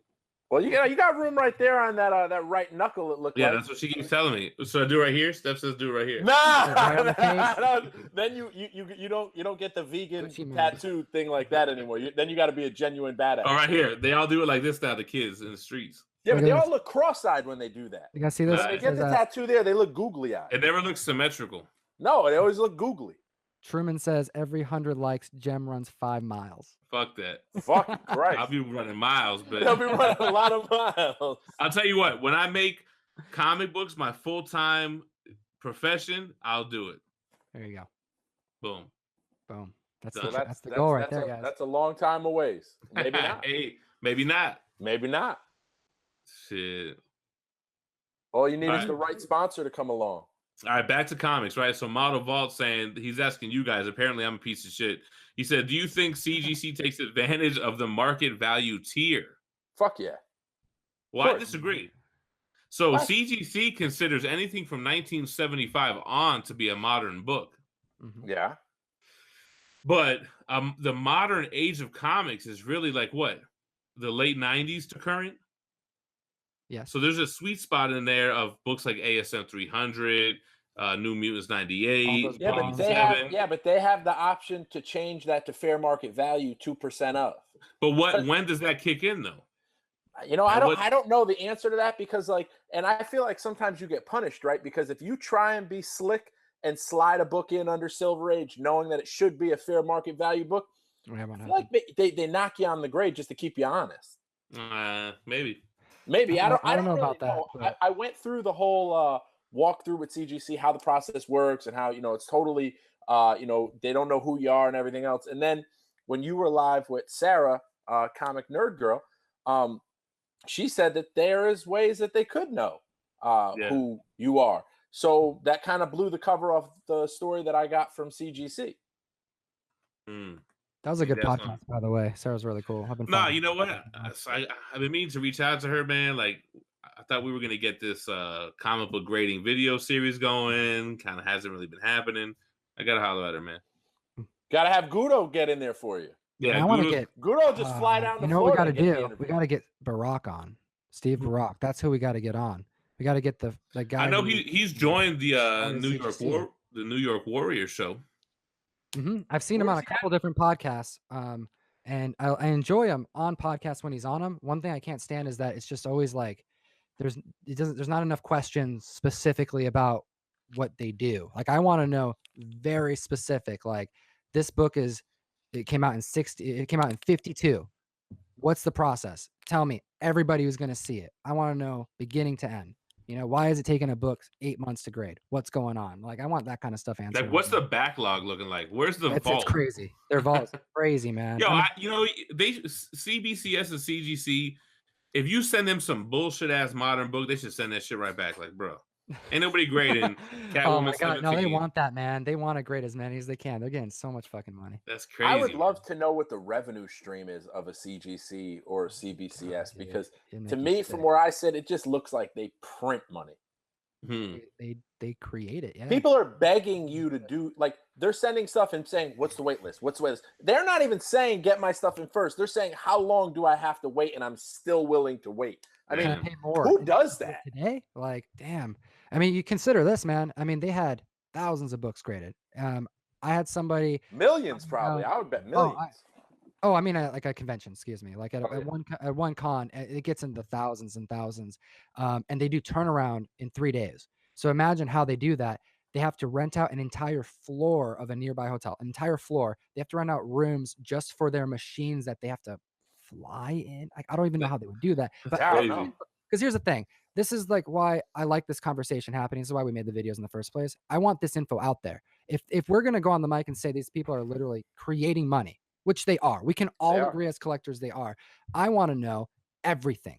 I want to know who the fucking graders are. I want to know who's getting paid $100,000 a year to grade these Golden Age. So hasn't CGC always been on the hush hush about who grades? Who the hell even runs this shit? Why isn't there a Snapchat showing every? What's his name's the top grader? The dude that used to own CCS paper.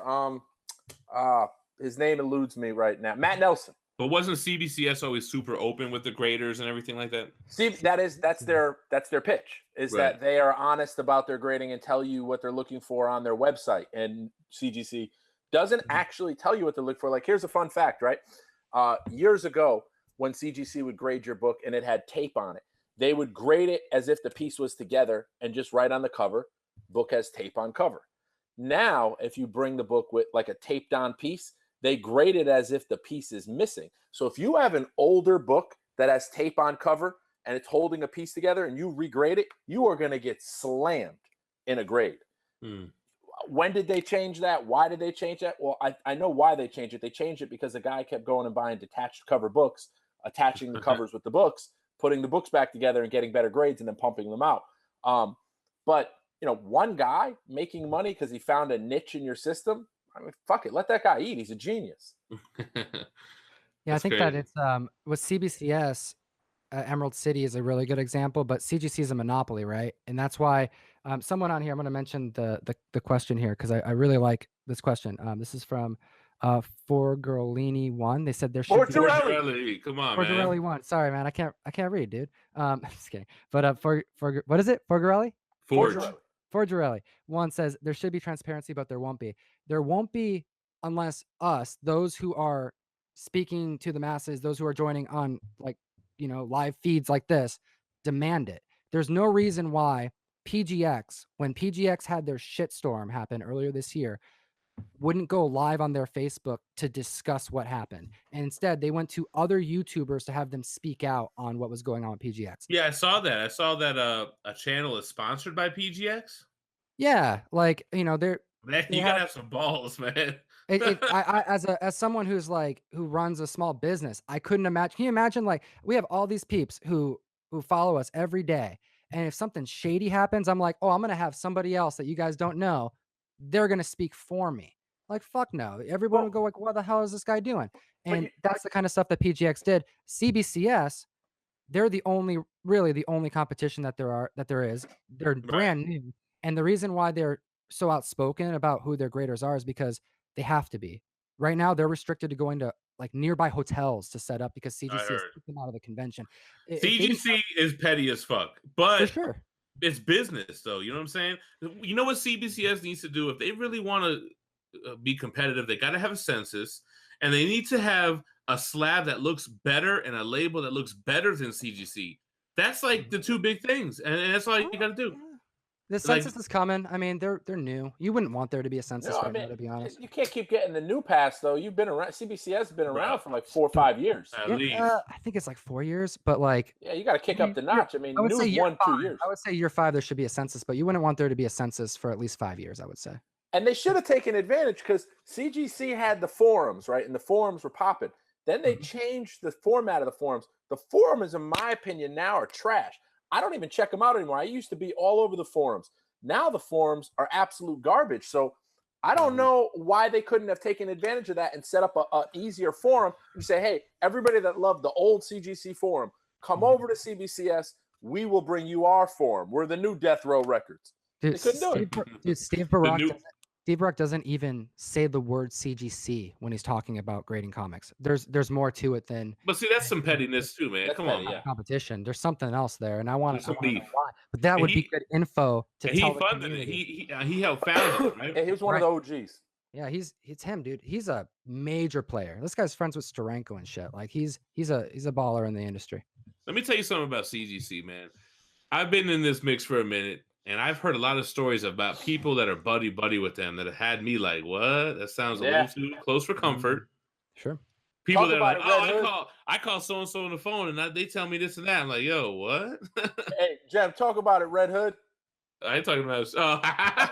Red Hood. I know that's exactly who I was. That's exactly who I was thinking about, yo. Yeah, I know that is who you're thinking about. That's my boy. Good for him though. Like I get it. Good for him. But what I'm saying is like, damn, it's kind of crazy. Yeah, and a good point too. Someone mentioned on here. This is Dennis, Vision. My card, man. CBCS says that they have a census. They just haven't released it yet. That's correct. There is a census. I want to make sure that that's said. CBCS has a census. They're not pulling a PGX and not recording shit. CBCS, allegedly. You know what the bigger problem about all this is that if you do pull the wool off of the cloak behind the Wizard of Oz and everybody sees that it's just grinding gears in the background, this entire hobby that we all have is fucking dead. No, I feel you. CGC's got to be the king, man. Like, let him ride out. You keep pulling the string on the sweater, and if you do eventually crack CGC and find out there's some sort of scam, whatever, you might the string you're pulling turns out to be the handle to the toilet. It's not good for the hobby if that happens. Bad. I think they're too large. I think they're too large for something bad like that to happen. I mean, I think CBCS has a really big opportunity right now. The comic book market's never been like this, and if this move expedites everything that they're doing, because the only complaint I have right now is that I've heard in the industry is their labels and their turnaround time. And to me, CBCS. That is for CBCS. Well, CBCS turnaround time is only recently from their move. That's what they say, but it's been like almost a year now. So CGC has had spurts of very bad turnaround times as well. And for their size, I'm impressed that it's this, like, their size is compared to CGC. They need to make a fucking dope ass label that makes you say CGC who. If they want to be competitive, or not competitive, they are competitive. If they want to be bigger and better, they got to have a better label, man. If Steve Borak was on here right now, you know what I would tell him? The number one piece of advice to grow his company: contact GPA.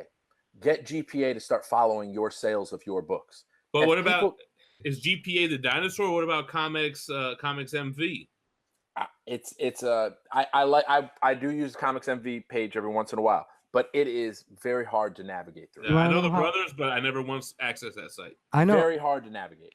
I know Barack watches a lot of our channels, so like, if he does watch this, if there is one thing that he can do to grow the CBCS, just too many acronyms, man. I apologize. Yeah.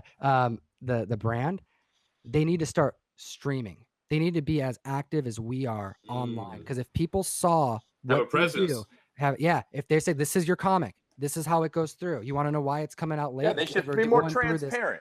100%. If the grading company becomes transparent and they're on Instagram, they start doing the hashtag IG Comic Family, I guarantee more people start going to them. They're already becoming more respected in the market. There's a reason why PGX doesn't do it. It's because they do it out of their house, you know? Right. So like, the CBCS is a real business, big giant warehouse, professional looking. They really should be more transparent and say, hey, look, and he should get in front of this and be like, hey man, I'm one of the guys that founded CGC. But he would. I left because A, B, C, D. Call it what it is. Whatever the pettiness that you have, that your beef between CGC and CBCS is, air it out. Let it out there. And let's roll on, because what's going to happen is you'll draw that line in the sand and people will start to follow you. It's just like when you're a polarizing figure, when you're a Donald Trump, when you're an Eminem, when you're whoever it is, people will follow you to the end. Eminem put out his album Killshot, and I know the comments will say whatever they were. He got killed by that guy, MGK. I didn't even know that guy was still alive. But he got killed. But his fans, no matter what that kid did, they were going to say Eminem won. They were going to put in booze. They were going to do whatever they can to support. It was a hard diss. Oh, I love it. Oh, we all watch that? Dude, I'm all about that. I never get to talk about that stuff. So MGK diss was hard as fuck. I think Killshot, dude. He killed it, dude. I thought Killshot response was more than enough for Eminem to take it. I think Eminem won at the end of the day. Well, Kamikaze is the album. He came on Kamikaze first time and shit about everybody. Yep. MGK had balls. Dude, MGK, have you watched the Breakfast Club interview? Because we watched that interview. That was great. That changed everything for me. That changed the Breakfast Club interview. My wife is a big MGK fan. Was real as fuck. I'm not a big MGK fan. She's got a crush on MGK. No, I don't. So MGK's interview was real as fuck, and he makes a lot of sense. All the shit he talks about is some real shit. But Eminem, I still appreciate the bars Eminem dropped on Killshot. To me, dude, killed it. Like, what else could he have said? Yeah. Well, the problem is when you start a fight with somebody that has nothing to lose, you can't win. Why are we MGK? Let me tell you something. MGK won because he got everything he could have got out of this. He performs that shit on tour now. Yeah. He was like, I'm gonna get the balls to go against the GOAT. If he gets back at me and wins, I win either way. Yeah, you win no matter what. That's my point. You're fighting a fight you can't win if you're Eminem. I think okay, this is gonna hurt a little, but we're talking about Eminem, who is the god. He's wearing the freaking gauntlet, and we're talking about him even in the ring right now. Right. That's the problem. He's in the ring right now. How could he be in the ring with somebody?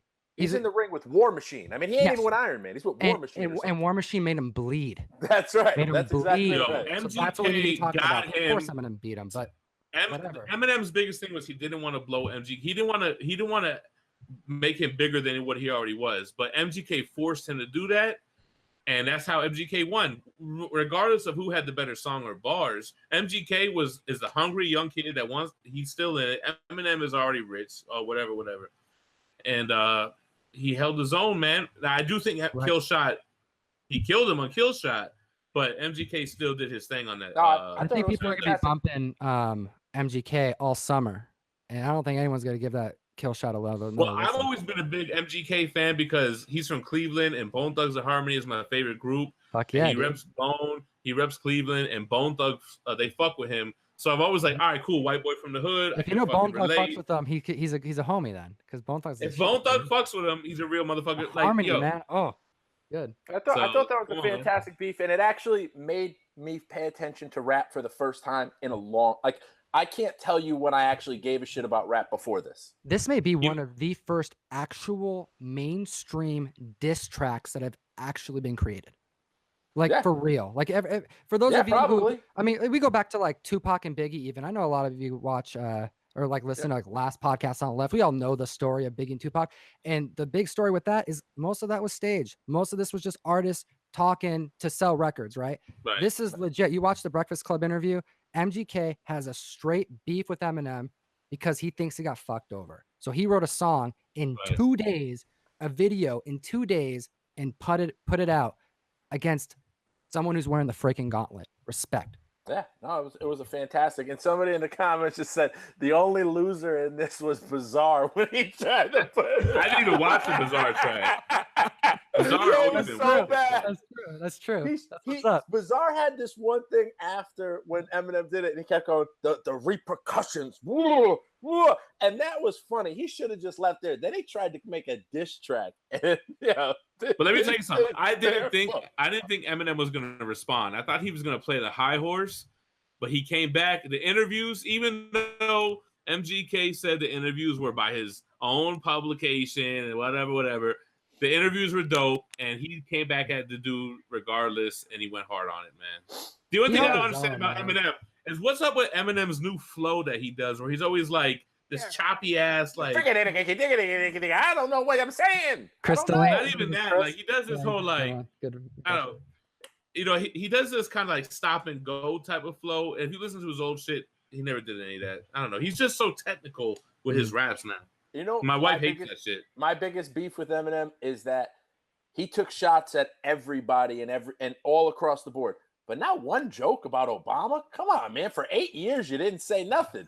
You killed everybody. You killed Clinton. You killed Trump. You killed Bush. You killed them all. But for 8 years, he's in hip hop, man. You can't really be going against Obama. Nah, but that's literally like Eminem was always the guy that if everybody was swimming right, he was swimming left. But what did Obama ever really do? Like Clinton had the Monica Lewinsky joint. Obama didn't really have anything. He bombed U.S. civilians without due process. Well, that's what make it rap. Yeah, I mean, we can get into it. We can go down that road for a while, especially Fast and Furious and everything else that he did. But I'm just saying, break a joke on him. Like, guys, this is comic books. We're going to talk about Barack the Barbarian. The longer the show goes, the more off topic it gets. Yes. Well, Jem said to me one day, he was like, hey, do you want to do a show again? Yeah, of course. I love doing these shows. I really enjoy them. I enjoy all the Geminites online. I enjoy sitting here, chopping up with you guys. And he was like, well, what's the topic? I said, fuck the topic. Let's just talk. And whatever the comment section turns into, we feed off the comment section and keep going. Yeah. Seems to work. And then I haven't looked at the comments in like an hour. It's like we're already still going of whatever the fuck we were talking about. Yeah, and that because now we're on Barack Obama and Eminem, which I mean you would have never guessed in a million years that the start of this podcast or YouTube hangout would have evolved to that. Yeah, I always felt like the Eminem going against Trump was like he thought it was the hip hop thing to do. You know what I'm saying? But that's not him. That's literally like he's the opposite of that. You know what doesn't make sense about Trump and hip hop? Hip hop loved Donald Trump before he became the president. Loved him. Yes. He was a term. Oh, I'm on that Trump. I'm trying to get like Trump. Oh, this Trump's that. But as soon as he became president, and he you don't remember this is DJ Who Kid, and you're fired. I mean, that's like on Shade 45 rotation. When did he become uncool to Shade 45? You used the soundbite for fucking 10 years. Yeah, I don't know what happened. He was cool until he wanted to be president. Then hip hop didn't like him anymore. Yeah, and I expected a guy like Eminem, who always goes against the grain, to kind of not be like that, because if anything, I felt like he would be more related to that. Like, the media hates Eminem, always hated him, portrays him in a terrible light. And clearly the media doesn't like Trump as well. So I always figured that he might have found that as like common ground, but he just hopped on a sheep and right into there and started his war. What about what was really cool? Was really cool? The Marvel hip hop covers. That was a shit. Yeah, man. You know, and they had two. with Thanos with the chain. Hell yeah. They had two hardcovers for that. I was gonna get them, but I didn't, man. But maybe I should have all the covers collected in two hardcover books. That'd be dope. I don't know if they made Red Hood is right. Red Hood, Kanye West pulled the Eminem, and he's the only one rocking with Trump. And look how much love Kanye's been getting lately. I mean, not from the hip hop community, but from people. Like, well, the shoes are killing it, dude. Forget about his music. His shoes are I don't even. I mean, he may really. I know he raps about the fact that he may be a billionaire. He might be. Which one? But going back to Chicago. What's the last good Kanye album though? He hasn't been good. His Does music Kanye have a good album? I don't even know. Yes, College Dropout was my thing. Shit. You don't like any Kanye, huh? I've tried, man. I can't get into Drake. I can't get into Kanye. I tried, dude. Yeah, I like love rap, Drake, dude. I bump Everybody rap makes all fun the of me. time when I'm listening, All the Geminites make fun of me because I like Drake. I'd rather listen Drake's to Lil alright, Wayne some over of his Drake any songs. day. And that's terrible. Lil to say, Wayne too. fell the fuck off, man. Yo, Lil Wayne tried to make a diss track. It sounded like Little Windex. I like Lil Wayne when he was in Hot Boys. When Juvenile was popping, I was like, yo, this Lil Wayne is dope. Yeah. He was like 13 back then. Yo, I liked him then. I liked him during that era. But when he became like the rock star Lil Wayne, I couldn't really fuck with it anymore. Yeah, he turned into like a skateboarder or something. And he lost me on that. Yeah, I seen him at Club Live in Miami. Was it last year? Oh yeah. It's just like, I don't know. It's just he's not a very polarizing figure in my opinion. No interest in approaching his table. Hey, listen, I got to take a bio break. Can you guys hold the show down while I do that? Yeah. Hey, Truman, that wasn't Lil Wayne. Who was it? I don't know who it was. I thought it was Lil Wayne. Well, let's hit the questions, the comment. Everyone have any comments or questions? This is a great time to do it because we're missing our main homie here. So now's a great time to hit the discussion. Yeah, let's try and turn it back into comic books. Yeah, I like it. I like it here. And I love that we have a bunch of peeps on here who like rap and like hip hop. That's good to know. I never get a chance to talk about that on the mic, so that's pretty cool. I was excited when you brought up MGK. I'm like, oh shit, I've been bumping on. I think that most of us are all very similar backgrounds. Like, we're mostly 80s, 90s babies. We got into it for the love of collecting. Then all of a sudden, we bought a specific book at some point, made a buck or two flipping it, and said, wow, this is not only fun, but I can make some money doing this. And now we just kind of roll into it. I have to say it, man. 10,000 Diamond Eyes put little penis pump, and I think that's funny shit. I just have to say that. I never heard that before. That's pretty funny shit. Good stuff though. What is so much in the comments with these Ken Griffey rookie junior? I don't get this. Okay. So what happened was Russ made one comment really quickly about how the comic book market. I don't know, he compared something like this was like 5 months ago or so. About he mentioned like the price of the Ken Ricky card. About like grading and how like subjective. It was super high and it went way down. He was right. And he mentioned a price on the fly. He may have been wrong. I don't know. We're talking about baseball cards. Oh yeah, man. We gotta, for everyone who is wondering how hard it is to make a video, like you can't make a mistake, man. You can't make a mistake. You get killed in the comments. Listen, the last Gemin shows I was on, I thought that Tombstone was Jonas Jameson, and I've thought that for like forever. Oh, okay. And it's not. that fucking hung me. Oh thought yeah, I- dude. I It's thought like I'd you, never it's like make you it never home. bought a comic book before in your life now, right? Yeah, Who is because you this don't fucking know who dude? he is. No, man, there's too much to know, man. But you know what? Ask me something about Hellboy, I'll know it, so it's okay. Let's see here. Oh, okay. The problem is that he kept arguing about it. I don't, you know. He didn't want to take the L. Oh, I love it here. Comics Popular says She-Ra, Tom. Oh, that's funny. All right. So I made a video about how dumb I thought it was that people were freaking out about how She-Ra looked. And I mentioned that She-Ra was the see, I'm saying it again, so I'm gonna just I'm stirring the pot back up. But I Go ahead. mentioned that She-Ra was kind of a sidekick. And actually, I didn't even say it. Ryan, my buddy Ryan, Fire Guy Ryan, said it, and I agreed because I never watched She-Ra the show, and I'm not a big He-Man fan. And the video was like barely about that part. It was about a lot of other stuff. And dude, I got killed in the comments. It was our most disliked video. People do not like talking. So ever since then, I'm like, oh no, we're gonna just. I want to make content about stuff I want to make, and I don't want to like step on people's toes. I want to have fun here, you know.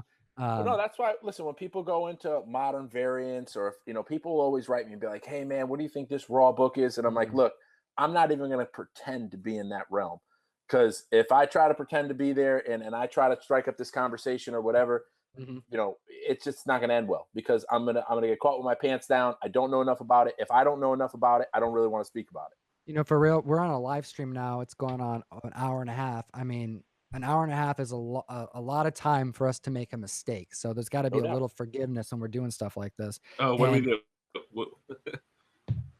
Oh man, we're blowing it up, man. We're talking about politics. We're getting in. I'm just kidding. No, we're good. Yeah, no, people are talking about unfollowing you now. I don't know what's going on. We're like, no, we're boycotting Gem Mint. Fuck this guy and his statues. I stand by it. Fuck it. I do want to talk. I do want to kind of bring it back into comics, right? Let's do That's what we're all here for. So you know what's cool? I like how you got this guy on your show that he owns a comic shop, right? Sure. So I got a buddy that owns a shop about 45 minutes away from me, right? And he's like, he does these shows and he does like these. He does the videos. He does YouTube videos, right? Anyway, I was like, bro, you own a shop. You need to be doing videos about what it's like to own a comic shop. What's the variant shit all about? What is the it's the ordering process diamond shit all about? Yeah, give me the day in the life, man. And my YouTube channel is at Comic Tom 101, where we answer all those types of things. But for real, I want to see more comic book dealers on the mic, man. Like the stories. Nah, they don't want to give up their secrets. You know what? That's the first thing that I was told when I told all my buddies I want to make a YouTube channel. And then I told them, yeah, you want to know what? And I pulled up YouTube. I typed in comic book shop. And there's people for the last 5 years have been giving their secrets. There's no secrets, man. You want to know how to press comic books, you Google it. You want to know how to remove a sticker, you Google it. You know, like all this information. You want to know what hot books there are? You fucking eBay and Google it. It's all out there. The only difference I find out what hot book is because I follow the storyline. That too. I mean, there's a lot of ways to do it, but I mean, the secrets. There's no such thing anymore. Like this is open. This is all open for everybody. Everybody can be part of this community, and that's why I'm like, those people who say I don't want to give the secrets are the ones who are also saying I won't go online. I won't join the. Oh, that's crazy. Channel. First of all, I'm a big on YouTube. You know what my thing is? I'll tell you everything that I do to make a successful, YouTube channel. But can you do it the way that I do it? That's the big thing. Like, so if I was a comic shop dealer, if I had a comic shop, it would be the dopest comic shop that you ever fucking been to. That's right. But I can tell you what I do step by step, but are you going to be able to do it the way that I do it? That's where it differs. So for you to not want to share a trade secret, that's kind of like whack and like insecure to me. Well, think about this, right? Like I'm in the process right now of continuing to stack Fantastic Four 48s and 49s. It is not in my best interest for me to get on Gem and Friends and tell everybody that I've got 20 Fantastic Four 48s. I got 13 49s, because now those are the same people that I'm bidding against on eBay, bidding against on Comic Link, bidding against on Comic Connect. But I don't look at it that way. I look at a rising tide rises all boats. So if you make money in the market and you do well, you're going to enter in this hobby and you're going to put more money into this hobby. You're going to put more time into this hobby and you're going to make more friends in this hobby. If you're in this to quickly make the quick buck, it will figure it out, like the guy Hush Truck, like the guy HBK. When you're in it for or Trash Vault Comics, when you're in it to just make money, that shit will all be exposed. And when it gets exposed, you'll turn into a private account and you'll hide, because that's what they do. When you're exposed, when anybody writes to me and they're like, fuck you for comics from @ whatever, and I click on it, it's private. fuck, you're already fucked. I'm not even listening to the shit you're saying to me. Because if you had anything to say at me at all, you'd come at me with a public page and we could have a conversation. The minute you turn private, I already know what the game is. So it'll get exposed. And I think that me telling my secrets about Fantastic Four 48, 49 and why it's going that way. Listen, so I got 20 and I didn't get 30. Big fucking deal. I think that you said it there. We're all in the same boat. When my dad bought that collection I mentioned earlier in the video, and he brought that up here, his intention was to start a comic book store. So what does he do? He bought a bunch of books on business. One of the books he bought, How to Open a Comic Book Store for Dummies, is like legit the yellow, you know, how to like, I know how to play piano and shit, how to do eBay for dummies, how to do a comic book store for dummies. It was legit that one. And the first page in the book, it said, and again, granted, this is like 2001, you know, so this is dated, but the numbers stand. Comic book stores, we're seeing above 90% closeout rate for new stores year over year. We are all in the same boat. There's no segments, there's no fight in here. We're talking about a community. We're all one in geek here, and you can't. It's not every man for himself. You know, there's a reason why all three of us are on the mic, and why we have 200 plus people. Shout out Geminites joining us in the feed. Yeah, we had a conversation when Gem first got into raffling. There was a guy. What was his name? Wounded Soldier or something like that. What was that guy's name, Gem? That doesn't ring a bell to me. The guy that was out there raping everybody on raffles when it first came. He was having raws and being like, this is a 9.8 and I'm raffling it for this. He's the one that gave me the idea to do this shit. Yeah, what was his name? Do you remember? I remember his real name, but I don't even really want to put it out there like that. I know that's that Tebow's boy. That's Tebow's boy. Yeah, whatever. He got caught with his pants down, and when he got caught, he was like, "I'm a wounded warrior," and it was like, "Whoa, all right, listen." I obviously appreciate any service that you do to this country. You protect me and my family from terrible things, and you don't ever know me or my name, so I appreciate that. But you're still a fucking asshole. Yo, just in real life, right? TiVo, Lord of the Lawn Box. Yeah. Is that right? Yes. Yeah. Shout out to that podcast. I saw you on there, man. Gem, that was great. Yeah. That was a good That's podcast. my boy. Tebow's in the chat right now. He just commented. So if you remember, I called that guy out, and I caught a lot of slack from the West Coast over that. I mean, that was a problem for a long time. But the reason that I did it, and the same reason why I call out, HBK, and I call out all these other and Trash Vault Comics and Midget Ramon and all these other people out there, is because you're ruining it. Because if you rip off somebody, they will never come back. And they will never come back to invest in this business, and they will never put time back in this hobby, and they will think that this hobby is full of people like you. And it's not. This hobby is one of the few hobbies where people actually give a fuck about each other. And that goes a long way.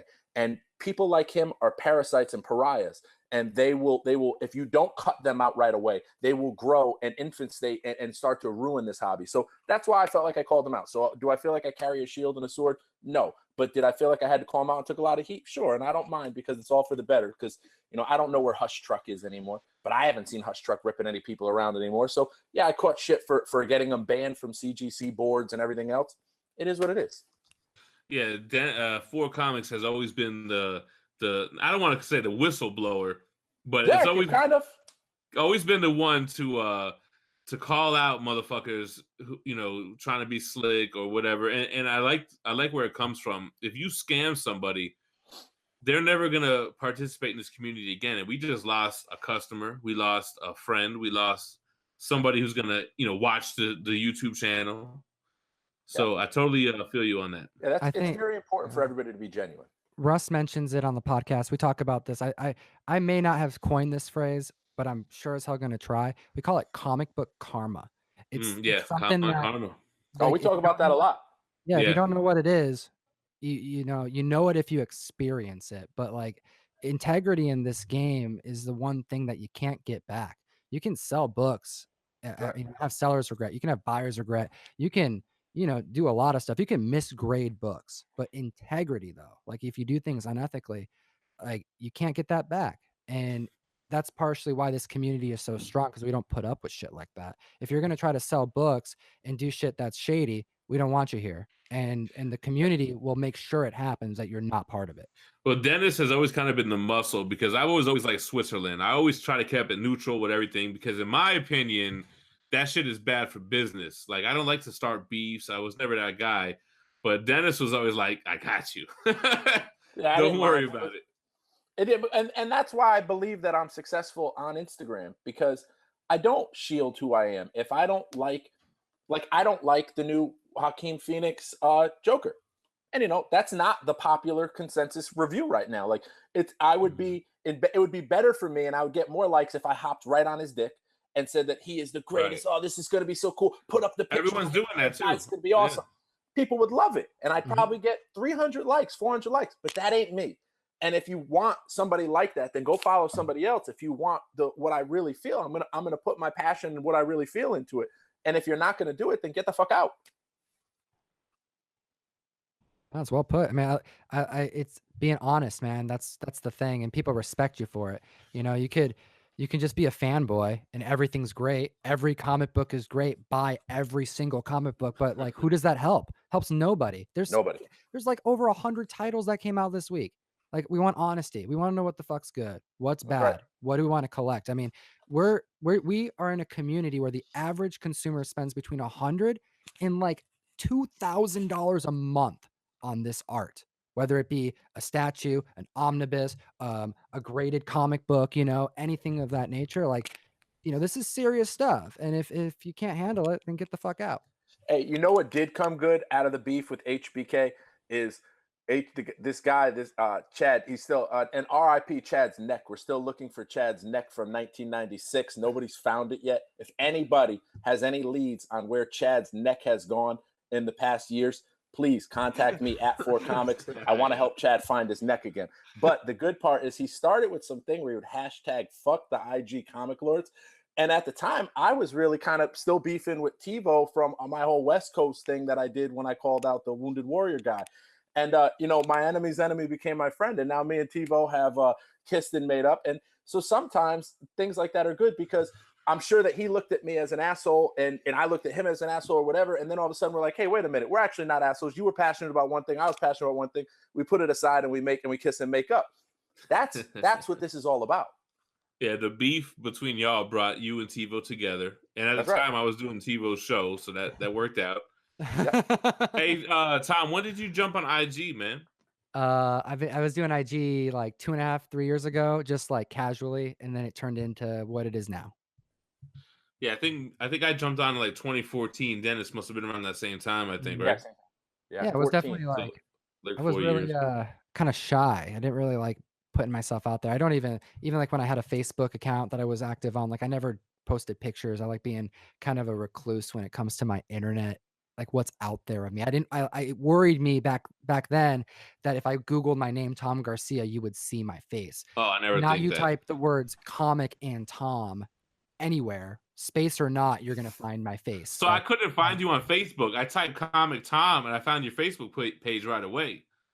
Yeah, I have a personal Facebook. I don't use it though, so it's just kind of. I don't use mine either. I only use mine for like the groups that I'm in. You know what I mean? Right. But yeah, no, I started up on IG a couple years ago. That's really where this all started. And that's, if anything, it was like kind of the root of the idea of the podcast and doing what we do, because I like the idea of growing a community. I think that it brought me out of my shell, and it brought my friends out of their shell, and has brought so many people together. And all I can think of is, all right, if I can pump out content and motivate one person to even just post something on a public page. It doesn't even have to be themselves, just a freaking comic book they think is awesome. Maybe I can, encourage someone to do that. And I like that. And I'm seeing that happen more and more. And that motivates me to do what I do more than ever. And Instagram helped me do that. I just started filming myself talking about comics. And if you ever want to see some really cringy videos, you can go through my Instagram at ComicTom101. You can scroll back through and you'll get to them. They're terrible, but I started just filming myself, and then over time, I started making friends. And I didn't realize then that those friends would become the community, but I made a ton of friends. And then fast forward 2 years, here we are. I'm on I chop it up with many people from the IG community on a daily basis. Jem being one of them. It's good stuff. And me and Dennis talk probably every fucking day. Like that's why the whole Jem and Friends segment that I do stemmed from me talking to Dennis every day, talking to Frank every day, talking to Guido every day. And I didn't do this as a Jem and Friends because we don't talk every day at that time. Maybe we will, But I was like, yo, because I don't really know you like that, let's just have you on the regular show. You know what I'm saying? And it ended up being a successful show, man. We still got 206 people watching right now, man. Usually we're at about $130. So a lot of people did come here because you're on the show, man. So I do appreciate you. Well, I can tell you, I got like 12 minutes. So all right, so we'll do a hard stop at 10 p.m. Eastern. I'm out of beers, so it's already kind of a downer from here. And you're not even burping. You believe that? I've been holding it in. The mute button, man. Every time I'm like, shit, okay, I gotta hit the mute button. Oh, you've been burping over this. So Jem usually he's the Dose Aggie burper. Maybe it's that soul. The soul doesn't bring the burps like Dos Equis does. And you know, if Stephanie brings in a burrito, this show will wrap up within 5 minutes. Yeah, once food hits the table, Jem ain't trying to have no more show. Yo, real talk, I'm about ready to go get some food though. I'm hungry as fuck. That's where it goes. Once that burrito's probably hitting Uber Eats under the table right there. So this is a live show. Normally we do it with Manimal. Manimal's in Cancun. He didn't even join in to say what's up. So put it like that. What's going on right now? So this is Saturday. I got some good shit coming up this week. I got a Punisher Max review. Got an Omnibus haul. I got the Silver. I got a Silver Surfer. I got the Sideshow Collectibles Captain America coming in, and we're about to hit 15,000 subscribers. Yo, we're at like 14.5. Huge. Hit that subscribe button if you haven't already done it. Yeah, if you're watching this, please subscribe. We do daily content, always quality shit. We're giving away 3 prizes, and I'm going to drop the video tomorrow that tells you what you got to do to enter into the drawing. But see, here's the thing. We've done a lot of giveaways on YouTube, right? And the Geminis get pissed because the people who win are always somebody that nobody's ever heard of. You know what I'm saying? That's the way it goes. This time, in order to enter the drawing, you're going to have to answer a question that only a true Gemini would know. You guys, should I give the hint right now? Fuck yeah. Yeah, do it. Or just say what it is. So the video I'm about to drop tomorrow, in order to enter the giveaway where we have 3 prizes, XM Studios Thor bust, a CGC 9.8 Old Man Logan, fucking, what is it, Wolverine 66, and an oversized hardcover Omnibus X-Men Fatal Attractions, you got to answer what are the names of me and Manimal's dogs. We talk about it on the live shows. Both of y'all don't know, but I know that a lot of Geminis will know, and they're going to answer the question right, and then everybody else is going to copy paste. That's fine. But we used to in the past just say, hey, just comment on the post and you'll be entered. But now we're going to make it a little bit more, you got to know. Good. Yeah. The problem is, though, here's the problem, right? Yeah. One person's going to write the answer. No, that's what I just said. That's fine. At least they got to work for it. They got to work for it a little bit more. You know what I'm saying? So like Bill Lumberg said, I know that. Forge knew one of the answers, but he didn't know the other one. So anyway, I'm going to drop that video tomorrow. We're at like 14.5 or something like that. So, it's been going pretty fast. Like we had a little bit of a slump. We got from like 9,000 subscribers to like 13,000 quick as fuck. But we was in that 13,000 for a while. But now we kind of picked it up a little bit, man. We went 14,000 and we gained like 500 subscribers in the last couple of days, man. Congrats, man. It's awesome to hear. Well deserved. I think I was telling you back when I started the podcast in April, I showed the team, kinds of content like, hey, this is my vision. This is what I think we can do in a podcast. And I showed every member your podcast. I showed Gem and Collectibles, like, check this out. They got HD cameras. Listen to what they're talking about. Everything they're talking about, it's interesting. It's entertaining. This is what we got to bring to our discussions. I don't want a podcast that's, us just dicking around for 2 hours. Not that that's what this is, because it's a live stream. This is totally different. I mean, like an edited podcast of me. Let me read you every page of the Overstreet Price Guide. Like, no. I want to put time into everything we do. And your podcast was a bit of an inspiration for it. So I do appreciate it. Yeah, when you told me that, first of all, I was blown away that you even already knew who we were. I thought that was cool as fuck. But yeah, man, I do appreciate that. Like what we put out is what I would want to see from other channels. So what I wanted to ask you, are there other comic book channels that you watch? Definitely. Lords of the Long Box for sure. Comics with Bueller, who's in the stream, or at least was. He's an awesome independent creator. definitely on this stream all the time. There's a couple others that I watch just to make sure I'm keeping an eye on what they're doing, but I'm not going to give them a plug. And then, I watch all the big entertainment ones too. I get a lot of my ideas for kind of relevant content from like, Variant Comics, and I love me some eye candy at Comic Girl 19. Shout out. But She gets mad views, like millions. yeah, but she's kind of done. Like her production is done. She's doing it by herself. But hey, if you want to get nudes, she's doing that now. So What? shout out to So we took it women representing, and being super comfortable with their bodies. Is she still getting the same type of views, or not really? Oh, not at all. No. Since she kind of stopped it, it's been slowing down, unfortunately. But you know what? We gotta just keep making content. It may not be a girl, and not start making nudes, because I got to be honest, I wouldn't watch either of your channels if you weren't nudes. That's when we start losing subs. Yeah, I think your subs are gonna go. I want to stay monetized, my brother. That's not somebody else. This girl, Comic Girl 19, she has like millions of views on like where to start reading X-Men or X-Men history or shit like that, right? That's good stuff. I like and Variant Comic is always big, but I always felt like when you get that big, it doesn't feel like he's talking to us. It feels like some company is putting something together that he's presenting. You know what I'm saying? And I don't feel like it's real, man. But you met him actually. Yeah, I met him last week.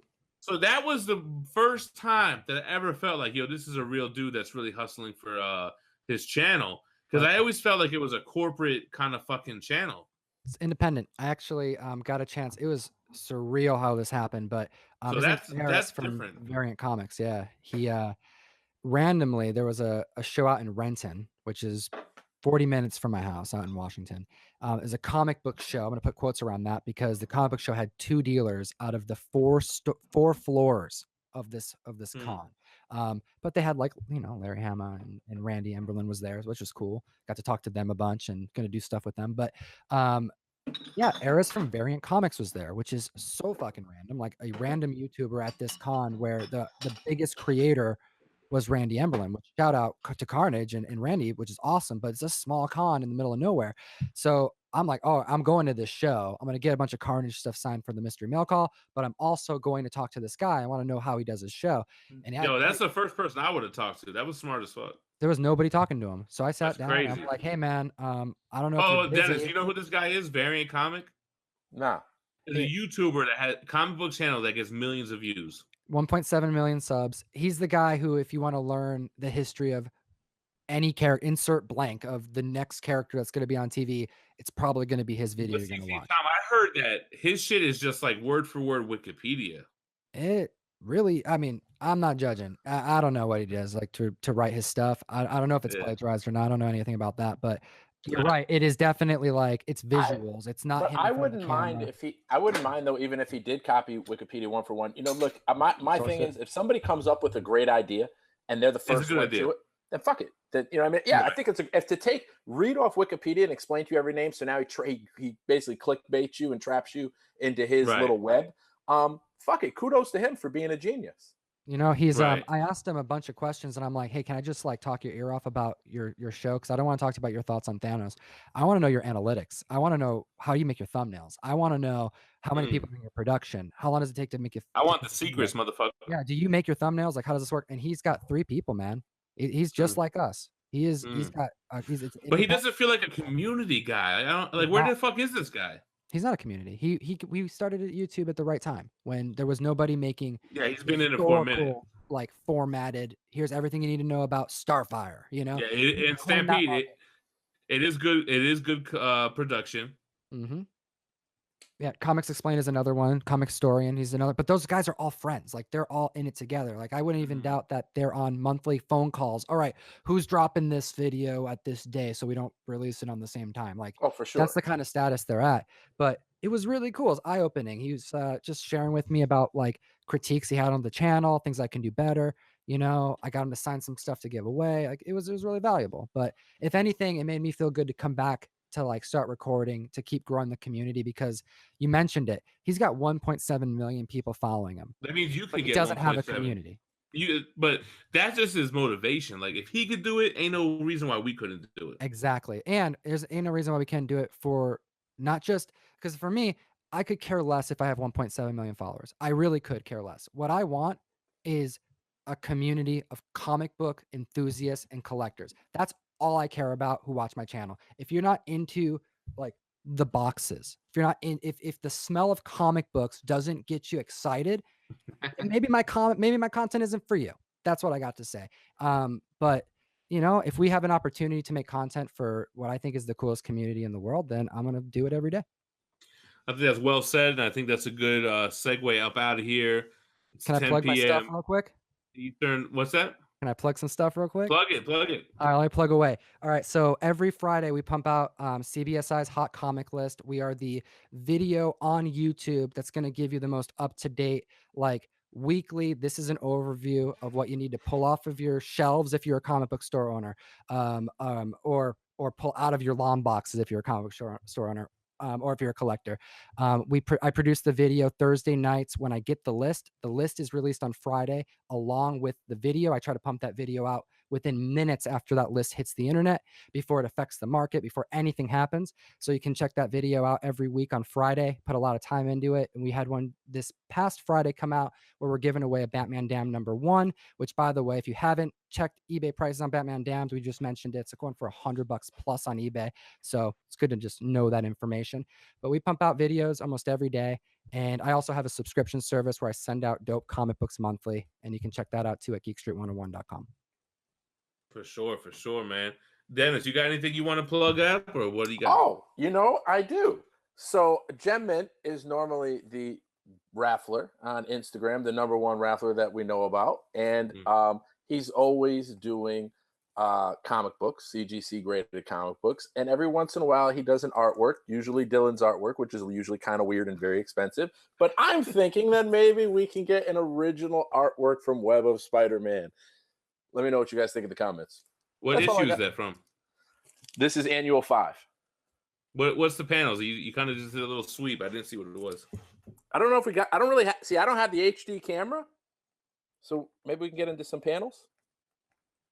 No, we'll see. We'll get you a big picture of it, and we'll see. Maybe people want to see something a little bit different, and it's cheap. It's not like a $1,000 art. Yeah, I was going to ask what's the price point on that? I don't know, probably like a few $100 or something like that. Oh, okay, so inexpensive, but yeah, very not inexpensive. Cheap. But it's not a piece cheap, of original. Inexpensive. It's an original art piece from a Spider-Man run, which anybody that knows me knows that's my mecca. What's the artist? Who's the artist? You know, I don't know the answer to that. I didn't even look it up. Well, while you look Randy at that, Randy Schmell, 1989. Dope. So let's give a shout out to T. Gudo, Behold the Vision with the Money Team, Lupe and Lou and Julian Jasso. Yep. Shout out to fucking Russell, Who Dat Comics, man, Magic the Kraken, A4 Jarelli, Miss Hustle. Thanks for everybody who watched, man. It was a dope show. Tom, I don't know if you're down to do it again, but a lot of people were saying it was good. They would like to see you again on the show, so you let me know. Yeah, man, I want you on my show too. And heck yeah, man, everybody. For Comics, we got to get you on. It's nice meeting you, dude. I'm super 100%. excited to go, like, dive into your Instagram at For Comics. So look out for @ComicTom to follow you one-on-one. I'll do it as soon as we get off this page. I'll do a little bit of stalking of myself. I was telling Tom, like, Dennis is like the first when I jumped on Instagram, you were the first one that I saw with AF-15s and Hulk ones and FF ones and X-Men ones, and you made me want to like quit. Like, oh well, this guy's got everything. Fucking, I'm not collecting anymore. But you know, it was kind of cool to me when we became friends. I was like, oh, this fucking guy is following me now. That was like big at the time. You know what I'm saying? Yeah, a lot of people thought that I was some sort of like elitist dick because I speak my mind and I only like high grades. Like, look, I like what I like. Other people like what they like, and I'm sure we can go on. We can probably do a show for another 2 hours. But I think that we should save some of this good content, and the next time get another show. Maybe we can mix in Milton the Manimal or somebody else, and see how it goes. And we do this again. For sure. The only thing that I want to plug is that tomorrow I'm dropping the 15K giveaway video. You have to comment the right answer on in order to get wanted to do, but I can't remember now. Anyway, we're still gonna have daily content every day with shit uploaded that I haven't released yet that we're ready to unleash. We got New York Comic Con coming up soon, man. I can't wait. Yo, Dennis, are you gonna be out there, man? Yeah, we're gonna do a live. We're gonna do a live show together out there. Bro, listen, I got a suite at the New Yorker. I know where it is. So I think that's Saturday night. It's in Manhattan, right? Yep, it's on the Upper East Side almost. I'm so No, jealous. I'm sorry. That's Midtown. It's So over by listen, 57. first of all, I spoke to Midtown Comics, and they're down for me going in there and shooting a little LCS spotlight video. So why don't I go with you? Come with me. I'm totally down with that. I haven't replied to the email yet. The last email was like, yo, what day? Let us know. So I don't really know what day yet. I want to be flying in like fucking Wednesday afternoon. So I don't know if I want to go there Thursday or Friday. Hey, maybe we reach out to Pete to what's that shoot, the name eludes me. Pete's Basement. Oh yeah, Pete's Basement. They're out in Brooklyn. I didn't even think of that, you know? Yeah, they're right out there. Why don't we try to link up with them and maybe we'll get something big going. That's a great idea. So I have a lot of people out there. Yo, I got like a bunch of people from IG out there. I got my YouTube people from Darth Castle. I got my YouTube people from Rad Titan from the UK that's coming in. So everyone's gonna be in this suite. We're gonna be packed in that motherfucker, man. Awesome. But we're gonna do a live show probably that Saturday night. But if you're I kind of was counting on you being there because I know you said you're close. Even if you don't go to the con, at least come to the hotel, man. Oh no, I'll be at the con. I don't have tickets for the con yet, but trust me, I'll find my way in. You'll get them. All right, so let's wrap this up. It's about that time for a Taco Bell run. Thank you so much for comics. Thank you, Tom, for coming through, man. This was a great show. A lot of people showed up. Just appreciate you guys coming, man. Thank you so much. Thank you, Geminites. I really do appreciate you. It is it's a little bit humbling to be on here. I'm typically joining the feed, so thank you so much. I didn't even know you used to watch the fucking show, man. Okay, I do, of course, man. And I would love to, if anyone wants to come say hi at Comic Tom 101 over on YouTube. At 4 family here. I like what's happening right now. I think I see. Follow Comic Tom on Instagram. Follow 4 Comics on Instagram. Follow Comic Tom on YouTube. Yo, catch this guy now before he blows the fuck up because he's gonna be the next fucking Variant Comics, yo. I appreciate you, man. You're my awesome. man. All right, later, guys. Y'all stay minty fresh. Nice meeting you, brother. See you then. You as well. Peace. Thanks for watching to the end of the video. September mail call orders are on their way out on Monday. Tracking's already been sent. And if you haven't signed up for the mystery mail call yet, links in the bio. October is ready. Enrollment is open and the comics are fire.